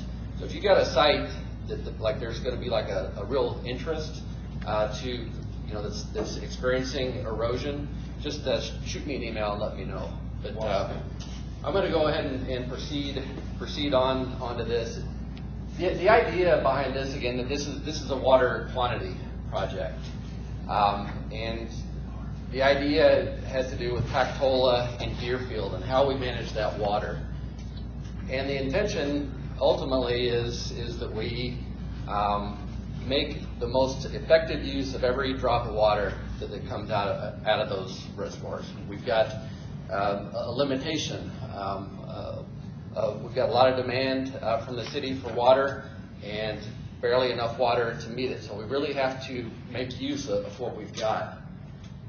And I don't, this isn't at all a formal presentation. It's just an example of what I've got up there. Can't see it very well, but the orange line is the outflow from Pactola Reservoir. This is water year 2017. The orange line is the outflow. You can see that starting in December, January, they were running at about 20 CFS, which is much lower than what our colleagues over at the Fish and Game would like to see during the wintertime. And the blue line is the inflow. And naturally, when the inflow and the outflow are out of balance, the reservoir is either going to increase or decrease in elevation. And the question is, when we start at that point where they're releasing 20 CFS, if we knew out in front of us what was going to happen with the inflow, then our decisions, what we do with that water, in terms of there in December, January, February, are totally different. So if I go to this slide, this is what the Bureau of Reclamation has to work with. When they make a decision on January 1 or January 5, they don't know what's out in front of them. They've got to make a decision based on the pool level, which you barely see up there in gray at that moment, and how much water is coming in, how much water is going out at that time. And if we were able to, even for a few weeks, or potentially a month, to be able to make a prediction using a hydrological model integrated with satellite data based on the moisture of the ground, could we manage these outflows in a better way? And that's the whole crux of this proposal, is can we develop a hydrological model of the Upper Rapid Creek Basin that's going to give us a tool to make predictions that we can use to manage this water resource. And at this point, I don't have any intention of coming to the district and asking for funding for this. My idea right now is to put in a NASA grant that would require some buy-in from the Bureau of Reclamation, from the City of Rapid City, that this is something that they think that they can use or that they will use. And perhaps we come to the district for a letter of support. And if that grant doesn't come through, then maybe at some point we can develop a different funding mechanism. But right now, this is my intention. And it's probably a year out before this proposal goes together. So yeah, I'm done. So any questions you have? I have a question. Yeah. How are you going to, in formulation of a model, I mean, our weather's getting increasingly volatile. Yes. Very changing. Every day there's a prediction, sunny all day, and we get a big Yes. storm again. Yes. You know, with the assuming the accuracy of our weather people, what they have to work with, it seems like it's at least 50%. It's more like guesswork. So how could you go out a month other than in a real general sense? Right. Because it seems to change so dramatically by what storm's coming in from the northwest or the south. That's right. So like on this slide here, every one of those little spikes, that's an event. That's that's an input, an impulse of precipitation. We're never going to be able to predict that. What we can do is monitor the moisture that's in the ground and have some correlations hydraulically or hydrologically between how much moisture is in the ground, how much evapotranspiration is happening out during, say, this period of March to May, and then everything that happens on top of that is just uncertainty. We'll be able to bound it within some range of confidence that if no rain happens, this is what we think our inflows are going to be. If we get two big events, this is what we think the inflow is going to be, and it's going to create a balance. That right now, the Bureau, they do this, but it's based on experience and judgment, and it's qualitative. And if we could develop a model that could do that in a quantitative way, it's potentially going to be a real benefit for them. So just a follow-up question. I live along Rapid Creek. Yes. And I'm experiencing a lot of flooding right now. Yes. Less than it was a few days ago. But it seemed like there was one day that it went from 100 cubic feet per second to 300 cubic feet per second, I think Yes. in 4 hours. Yes. And without notice or really almost anything else, also this big amount of water Yes. that came down and flooded over a lot of my land by the creek. Right. Is this going to then hopefully have less dramatic changes in the release? Is that what this is? That's certainly the potential. Right now that the Bureau operates, I'll go ahead and talk while I'm walking back. I need to walk back. But the Bureau operates under a certain series of rigid rules that once the inflow is this and the pool is this, we have to let out 300. Now, with a more adaptive scheme based on, with a little bit more information about what's in front of us, we can start to look at different management alternatives as to, well, maybe we don't need to crank it up to 300 at this point because we think it's going to be lighter out into the future. Maybe we go from 100 to 200. So those things are possible. Thank you. Well, we'll have to stop there. Next is Bill Eldridge with U.S. Geological Survey.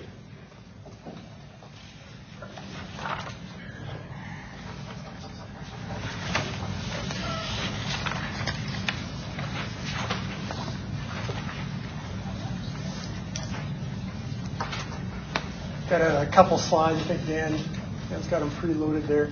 And Dan, there's only 3 or 4. Do you mind flipping them while I'm chatting?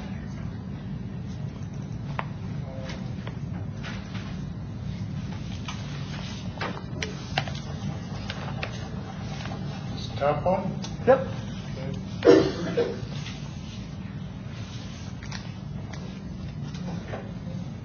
Uh-oh. This again. Well, maybe not. Does that have animation in or something? No, just some pictures. Well, I'll get started just in the interest of time. My name is Bill Eldridge. I work for the U.S. Geological Survey. I worked there for a couple of years. And one of the areas that I study is groundwater availability and as well as groundwater modeling. And we talked a lot today about surface water. We haven't really touched much on groundwater. When the reality is in the Black Hills region, if you turn on your tap or take a sip out of a water fountain, depending on the time of year, anywhere from 90 to 100% of that water came from groundwater.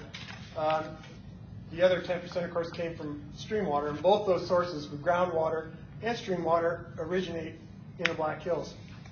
So that precipitation that we saw just a few minutes ago lands on formations of limestone and sandstone that are outcropped in the Black Hills region, flows through that rock, and then hits a well, either Rapid City or surrounding communities, Spearfish, down south, southern Black Hills water system, and that water ends up as a supply for you. So it's critically important to our region's drinking water that we study and have a lot of data on groundwater resources in the Black Hills. Now, at the U.S. Geological Survey, I kind of lump what we can do out there for project ideas kind of in 3 categories. We can collect data, and we can display that data, like in maps and atlases, and then we could model data also. So the 3 projects that I had in mind kind of go along those lines of collecting data, displaying data, or modeling the data. So the basic issue, the slide came up there, but I think most people here are familiar with the Black Hills hydrology study that started in about 1990s and went through about 2000. West Dakota Water Development District was a cooperator on that study, as were a lot of the organizations in this room. The City of Rapid City, Pennington County, all contributed to that. But since that study ended in about 2002, there's been nearly 1,000 new water wells completed in Pennington County. That's a lot of data.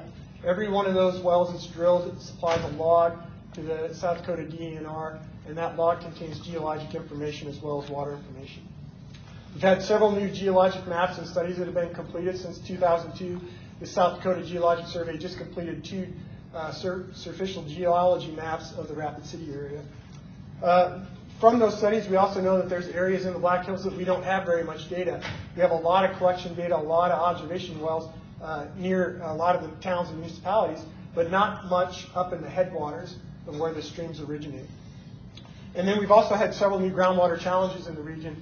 I was talking with Bob Williams a couple months ago about the PFAS issue out at Rapid City. And so something that we haven't seen a lot in our region is contamination to groundwater and surface water sources. So is that working yet, Dan? Or? No, it's... No? Okay, well, I'll keep pressing. One, I can bring up this thing, if that helps. If you'd like to, that's fine. So the first thing I mentioned out of collecting data was an idea to install additional water level monitoring wells in Pennington County. Currently, the state has about 30 observation wells in and around the Black Hills. Most of those observation wells are in those key aquifers that I mentioned. They're in the Madison, the Minnelusa, and a few in the Deadwood Aquifer. Well, as our population is increasing in Pennington County, just in the last 20 years, it's an extra 20,000 people, about a 20% increase. Those municipalities, as well as private individuals, are going to start looking at other aquifers to use for water supply.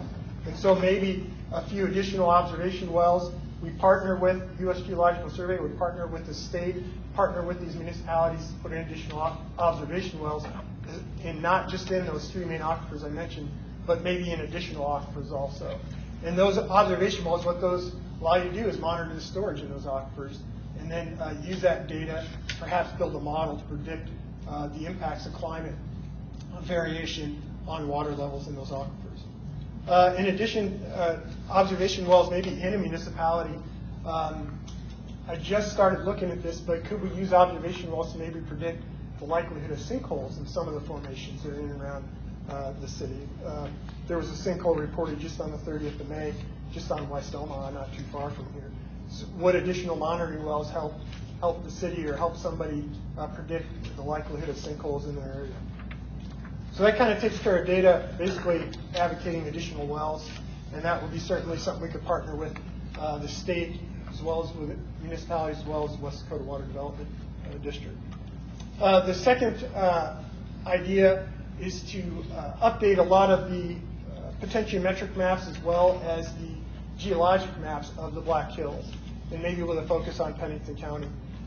We've recently had a project with the National Park Service over at Jewel Cave Monument to update the Madison water level potentiometric map for that region.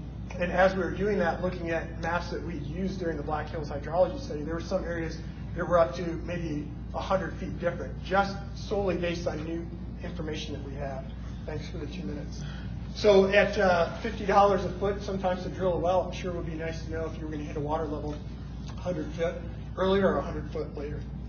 And then the last project idea is a comprehensive groundwater flow map of the Black Hills. There are a lot of models out there for those primary aquifers that I mentioned earlier, Madison, Minnelusa, but what there isn't is all those different aquifers combined, Indian Kira, Minnetonka, a comprehensive groundwater map that also included the stream flow out of the Black Hills. We can see how they're all connected, as well as make that model available for municipal planning. And as well as, again, talking with Bob Williams earlier, that will be a model that went from surface through aquifer that maybe we could use to predict contaminant transport flow. So that was 3 ideas, focus on groundwater in the Black Hills, and I think maybe Ms. Harris has about another minute. About a minute for questions. Oh, go ahead, yes, sir.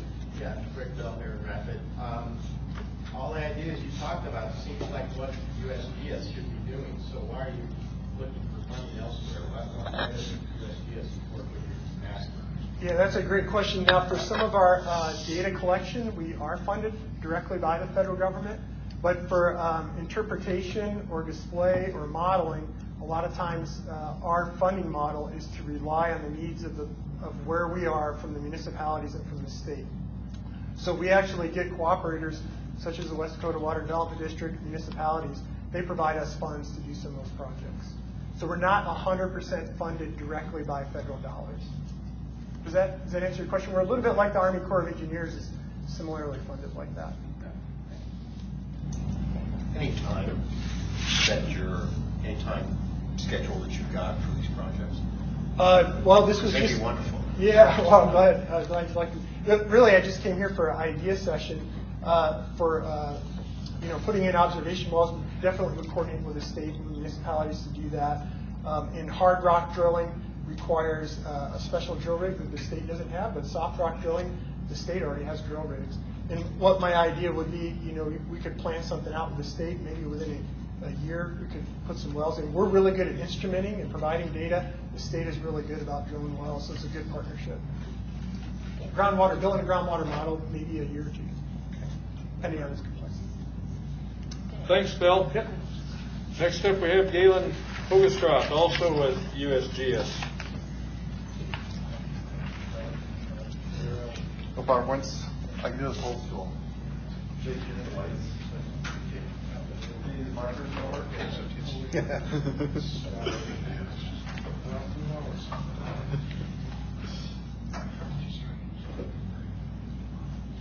Okay, so again, I'm Galen Hogestraat with the U.S. Geological Survey.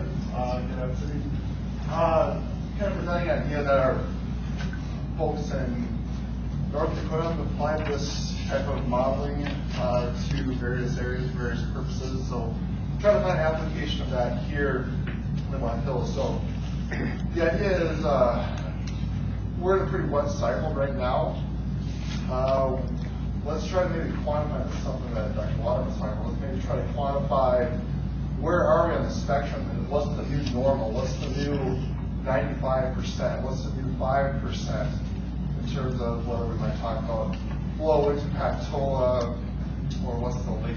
Obviously, our reservoirs are very highly managed and we control what the lake levels are. But let's try to use some modeling approaches to figure out what are the new normals and what we can expect in the future. So I'll kind of explain what we're trying to do here. Just go to Mark Jordan. So first of all, a model turns, this is a rain cloud. It turns rain, this is my model, my hydrologic model. It turns that into a hydrograph. So we have flow, and it goes down, and add more flow. So this is Q, and time. So we're talking about making a different kind of modeling system. And what we do with a stochastic model is a stochastic model just essentially restacks what has happened in the past in terms of the climate records in different orders. So it takes the same probability distribution of what happened in the past, restacks them so we can simulate what would the flow in Pactola look like if we stack all the wet periods on top of each other versus all the dry periods on top of each other. And then we get a simulation for every single combination of each year. So I'll try to demonstrate that. You weren't going to be able to see my plots that I prepared here because it's small streams, all squirrel, so maybe this will work better. So,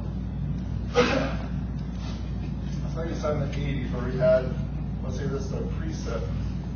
And we'll start, well, maybe we'll start back in the 60s, go up to the 2019. So we might have some dry periods, come up a little bit. Have some really dry periods like 1980s or so. Then we go through some wet periods and some really wet periods now. So what we do with stochastic modeling is let's pick out this wet period, this wet period, this wet period, stack them right next to each other, and then use our model here, and let's convert that to a simulation. Then that would give us a flow that would obviously be a very high flow. Likewise, let's stack years like this, our really low periods. Let's put those next to each other, and that would give us a flow simulation like this. And then we've got everything in between. So we got all these different kind of simulations in the future. So this is going out from, let's say, 2020 to 2080. So then we're talking about hypothetical simulations in the future. So what we can do is we can say, well, this is the 99 percentile. This is the 1 percentile. So now we can look at what's the flow rate that we'd expect to see 5% of the time. It's this number. What's the flow rate we can expect to see 95% of the time? It's this number. So it's really just a way of looking at what's the normal, what can we expect, what kind of risk can we assign to each different flow rates in Rapid Creek or other creeks anywhere in the Black Hills. We pretty much like any kind of hydrological variable, this number here. So that's the idea. We're just kind of floating out there something that we've applied in North Dakota. We've got a couple reports available that we can send out to show how we've done that. And if there's some interest in maybe looking at it here in the Black Hills, something we can fully look at. Any questions? Let's see if I can understand. What is Q there? Oh, Q is flow, discharge. So that can be, most likely it would be like flow impact COLA, since once again, flow impact COLA is not regulated, so works best for natural systems, I just got to regulate.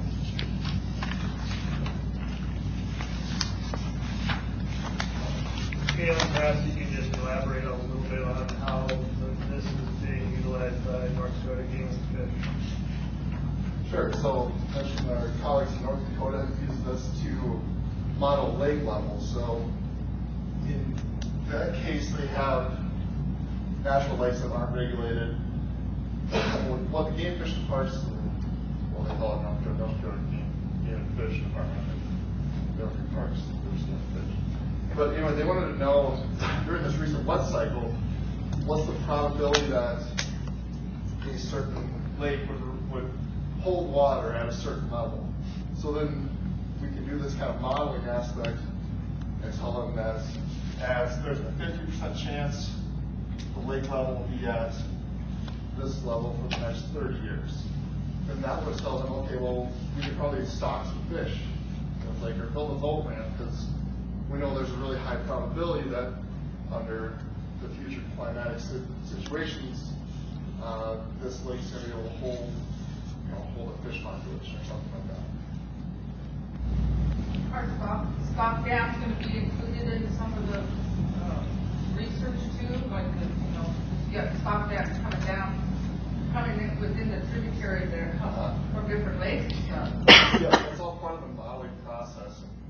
As far as what we use for a model, that can be anything from a really sophisticated hydrogram testing like PRMS or head HMS, or it can be something very simplistic, which is a water balance versus kind of an inverse out when you calibrate it. But yeah, that would be part of the modeling kind of it. What about riverbank erosion? Riverbank erosion that comes along, right now we can go around and take pictures of all the riverbank erosion that has been happening. Yeah. It would be good for somebody in 2080 to see what happened back in 2019. Right.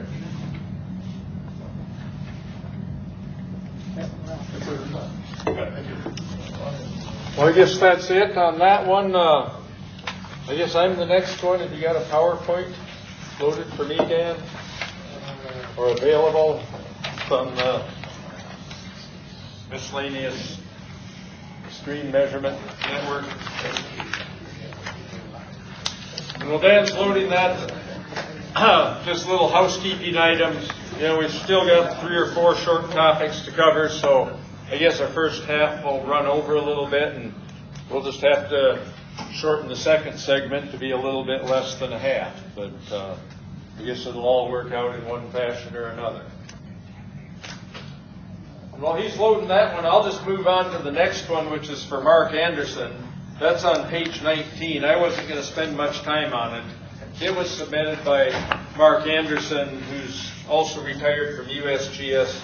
Title is Black Hills Drought Resilience and Madison Concept Paper. So it's kind of a, you've got the wording in front of you. Everyone can digest this later. So I'm not going to bother going through the topic. He's overseas in Armenia, wasn't able to be here, and he's got a couple other collaborators in mind for this. None of those could be here, so I said, well, I could throw this on the topic or on the table and get it presented to everybody. Probably the biggest single thing about this would be in the last paragraph of his little write-up, where it starts out saying the Bureau of Reclamation administers a program entitled Water Smart. And so it's really intended as a focus on drought resiliency type of efforts. I guess to me that's really kind of the big picture is there's another major potential funding mechanism. I forget the exact constraints on these, but these aren't small projects, they're relatively large.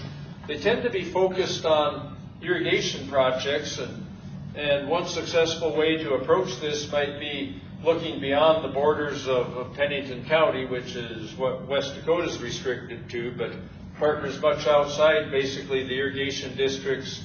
On the north would be Keyhole and Belle Fourche reservoirs on the Belle Fourche River, Angostura River or Reservoir on the Cheyenne River, and then the Rapid Creek system are kind of the major irrigation areas in the Black Hills. Collectively they might make for a good proposal. So, any questions on that one? And if not,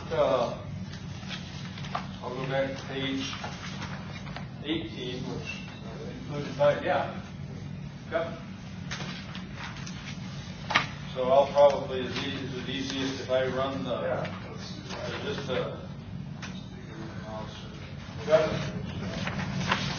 figure out where the page down button is at. So the main concept would be for establishment of what we call a miscellaneous record stream flow monitoring network, and then a companion effort to map the stream flow characteristics in the Black Hills area. And this is subject matter would really fit best with groups like Game Fish and Parks, Black Hills National Forest, that really work with, some of the smaller tributaries in the Black Hills. So the main concept is most of the stream gauges in the Black Hills area are continuous record gauges, which are high cost, and they're on relatively large drainage areas and intended for, typically water management needs, specifically a lot of times water right issues, things like that. What we think of as a miscellaneous record gauge is a lower cost. Instead of having monitoring equipment and producing a continuous record, these are just measured only occasionally, and they're really used just to characterize the stream flow on the smaller drainages. Typically, these are done, really predominantly to capture low flow information. So the part of the main concept, the flow measurements at these miscellaneous record gauges can be correlated with continuous record gauges that are nearby, and the intent then also would be to include a companion mapping effort for this sort of work. So what this would really focus on would be defining three main stream flow characteristics. One is the low flow end of it, such as what we call the 7Q10, etc. Defining relative frequency or permanency of flow, perennial versus stream flow, or something approximating that. When we think of perennial, by definition, that means it flows 100% of the time. Many times we're looking at more like maybe 90 or 95%. We don't necessarily know. In many cases, low flow is zero flow, and low flow is zero flow for big parts of the year. But better defining those characteristics. And then a third main characteristic would be the peak flow, the largest flow of each year. And that typically requires a bit more effort, because when you do have a large flow, you have to go out after the fact oftentimes and do what's called an indirect measurement to determine that. From a cost efficiency standpoint, many agencies which are listed on the idea paper here could participate. Oftentimes this sort of work has been done by USGS. It would be much more cost effective to really involve other agencies such as U.S. Forest Service and Game Fish and Parks in installing staff gauges that could be read by participating agencies.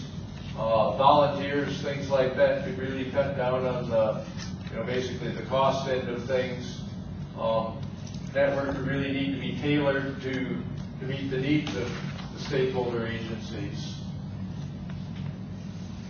That shows up much more than what I envisioned looking at my screen, but the main point of this was that the locations where we've got continuous record gauges are very sparse. The Rapid Creek watershed, in the upper part of the watershed, basically the only ones we have on the upstream end are gauges, on Castle Creek above and below Deerfield Reservoir, one on a very small spring called Rhodes Fork, and then basically when you get down to just above Pactola Reservoir, monitoring for operations of the reservoir.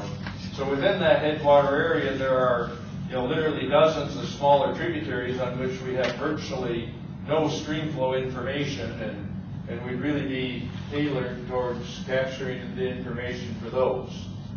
So these become kind of meaningless without being able to view it. From the peak flow end of things, that shows gauges where we've got 10 or more years of record as of a report that was done in 2001. And I don't know if we can see a cursor up here. These are pretty sparse around the Black Hills area, and it'd be really good to be able to fill in some of the gaps. We know that we've got basically very large peaks are capable around the fringes of the Black Hills. As we go up onto the limestone plateau, 2 minutes, Dan. most of these are pretty much a base flow consideration, and very small peaks, and then a large transition area in between. So the peak flow end of things is a fairly important aspect. So final point is that this is sort of a project, as a standalone project, might not make very much sense, but it is part of a broader project for water supply drought resiliency. I think it fit much better in that context. With that, if there's a minute or two for questions.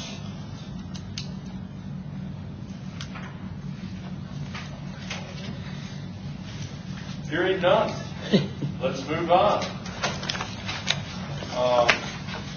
I guess Director Chairman Bierke, are you the one speaking for the actual outlet works? It was Ron's my idea, but Ron, you want to go ahead and present this item? I can. We don't have a PowerPoint. My name is Ron Koth. I'm the Area 1 Director for the West Dakota Development District, and Dan is the chair. We put this forward a lot related to our past experiences over the past 30 or 40 years working with water management in the Black Hills.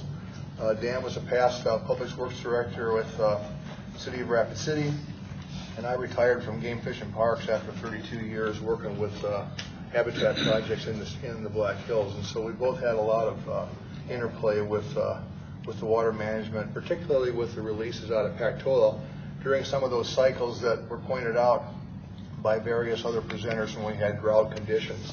And we were really stressed in terms of water supply and trying to meet all the needs. One of the big issues there is that the Pactola outlet works were and are still the original construction from back in the 50s when Pactola was closed. So the slide gate valves there are very old. There's been some maintenance done on them. There's a bypass pipe there that, depending upon the elevation of the lake, will let out a certain amount of water, which really isn't very much when all the factors that come into play are considered in terms of downstream needs. So this is a conceptual idea to help with the optimization of water management, going forward in the Black Hills. Currently, the Water Development District is funding a project to look at a systems analysis to help the Bureau of Reclamation in the City of Rapid City, with water management at releases at the reservoir. Looking at how they can potentially modify operations under the existing circumstances, which are precluded. As it says in the write-up there, there's a preclusion of a release between about 20 and 35 CFS due to potential damage to the outlet gates. So we just skip through that range of flows, which is really sometimes the real range of flows that's necessary to meet all the needs, particularly during winter periods when releases are lower. So this is an idea to go forward with an evaluation of what could be possible at the outlet works for providing for a full range of flows that we don't have now. A similar type of project was done, and this is where there's a typo that needs to be corrected on the very last sentence. It wasn't the 1900s, it was the 1990s. I think in 1991 is when the new valve system, which is a jet flow system, went into Deerfield Dam. So this would be an analogous project to try and develop a group of stakeholders that might involve Forest Service, Game and Fish, the City of Rapid City, Bureau of Reclamation, hopefully the Water Development District, to examine what possibilities are there going forward. And I'll let you say some other things. Yeah, Ron and I met with the representative from Bureau of Reclamation a week ago to see those valves, the existing valves, are going on 60 years old. I mean, they're getting to the end of their life. And so we were interested in seeing if the Bureau of Reclamation, had it as a potential project in the near future. And the woman that we talked to, she's relatively new there, and she was not aware of any project, that they were thinking of any project. So we wanted to get that concept out in front of the Bureau. They own the facilities, and they're the ones that would be the lead on any type of valve replacement project up there. But that Deerfield project just turned out to be just wonderful. You can go from zero flow to wide open. And as Ron explained, you can't do that at Pactola right now, so there's that gap of, especially during the winter times, and keeping water in Rapid Creek during those real cold periods for the fishery. So we put that out in front of them, and they're going to have to replace those valves in the near future, and so hopefully they're going to start thinking about that as a near future potential project. Any questions? Bill? Is there any evidence, or they've already seen some cavitation damage from usage? They, when I worked for the city, they had a project, I think it was about the mid-90s. They went in there and did some epoxy, they used some kind of epoxy coating and chipped out some of the lime. So it already made patterns? Yeah, it was in the mid-90s. I don't remember the exact date, but it was in that area. Yeah.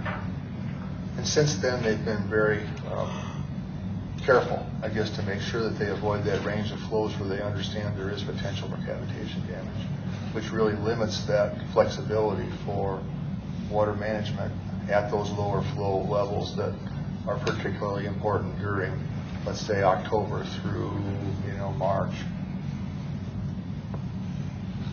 Is there it would seem to me that knowing that it's deteriorating, did you get any sense from your reclamation as to why this wasn't even a priority? I mean, those gates are pretty important, it seems to me, about a lot of things. This young woman that we talked to, she's relatively new here, so it's not real familiar with the infrastructure. I'm Crystal Esmeister with the Bureau of Reclamation. Oh, there she is. Yeah, there she is. And we do go through and inspect those on a regular basis, and based on those inspections, that's kind of how we decide whether or not to repair or replace things. And like I said, when I met with you, I did look into it further, and we don't have any plans in the immediate future to replace those, because based on the most recent inspections, they're not in bad enough shape to warrant replacement. I guess I have just something I just want to say about that. I mean, I don't remember in the 80s when we had a drought, and there was like a 90% plus fish kill, how low the water was in the winter. It would seem to me that if we've got a gate problem that prevents that from adequately being flooded or flowing, that creates some real, I mean, the fish population in Rapid City is so different than what it was. I mean, that was due to lack of water. I mean, we didn't have any. We have a limited amount of water. And I appreciate that, but if the problem is being exacerbated and recurring today because of a gate problem, that seems to be pretty important, unless I'm not understanding the magnitude of the problem. Steve? Well, that would kind of be my question too, because right here it says we have a release flow of problem between 20 and 35, which precludes a release, which is what you're telling me. So either we have a problem or we don't. The releases, and Ms. Lesmeister can confirm, but right now they're not willing to release flows between 20 and 35 because of what they understand goes on, with those slide gates and the potential for cavitation damage. So it's either below that, which then is really problematic, or it's above that. So that range of flows, which might be the magic range of flows to try and work with projected inputs, reservoir levels, et cetera, really is not available. So what this idea would be is to examine what the alternatives are to rework that outlet to provide for a full range of flows in the future. Just so everybody knows, the only people, even if every fish dies at Rapid Creek, that are allowed to adjust the flow is Bureau Rec, City of Rapid, and Army Corps of Engineers. We could all go up there begging and bleeding, and if they say no, that's the answer.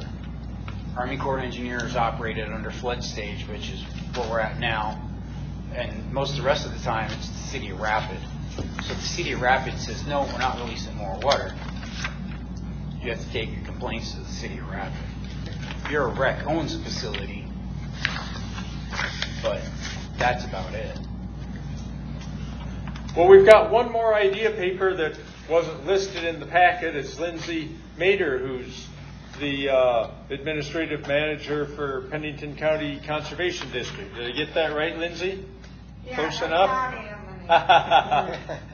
Anyhow, the directors have already got one, but have you got some that you can hand out? I do, and you Lindsay? guys might have to share it. I was a little unorganized because I didn't get the format we were supposed to have it in, so. That's okay. We just Bear want with me. ideas in any form.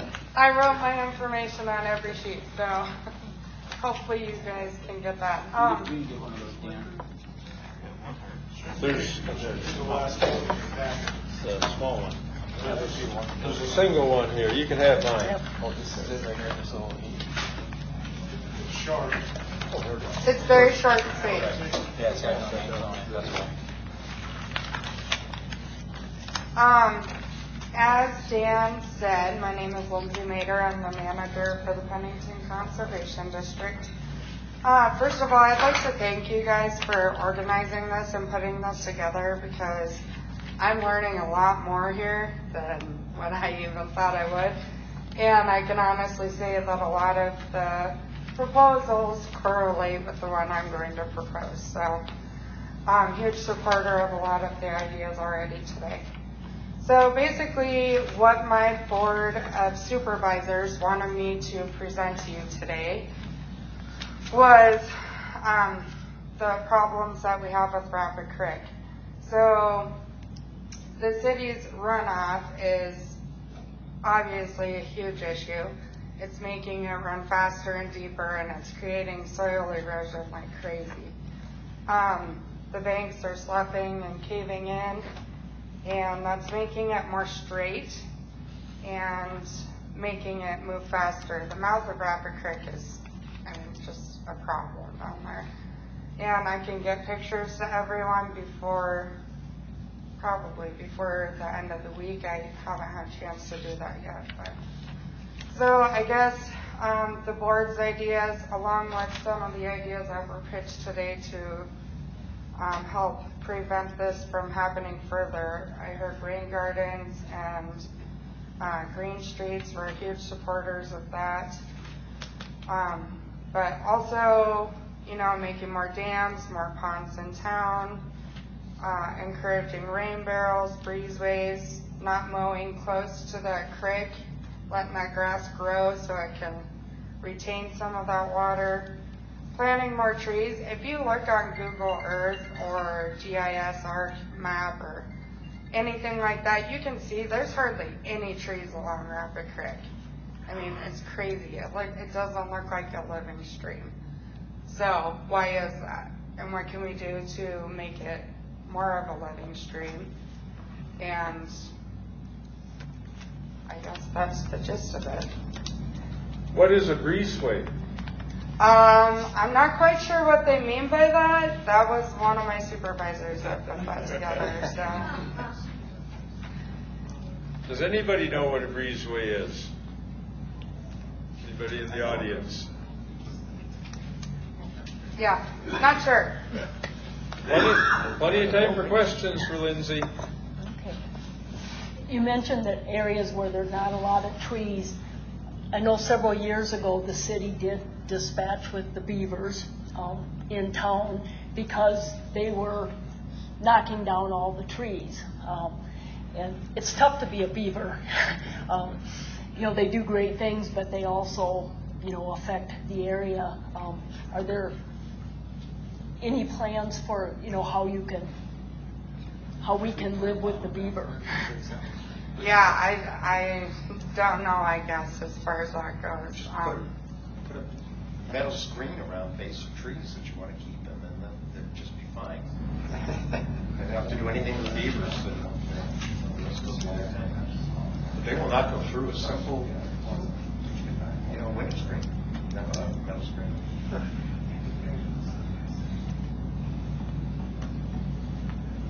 And as far as tree planting, we worked with the city over the last 2 years. We're planting a lot of trees along the creek. You won't see them on Google Earth for 10 years coming up, but we've done a little bit of work with that in town anyway. Which I have noticed. I know some of them are underwater.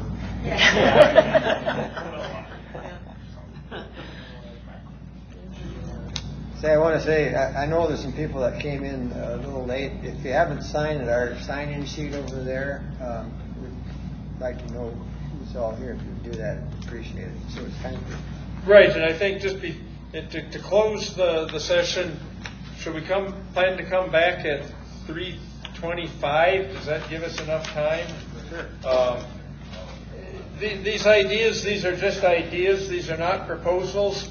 If this generated more ideas, email them to the same place, to Dan Mullally here, or come to our next meeting and bring it on a piece of paper, whatever you'd care to. But in our next session here, kind of our roundtable session, we can start talking a little bit more about what might we do with these ideas. But keep them coming in. The brainstorming process is a good one. With that, we'll break here for a few minutes. There are some cookies back there.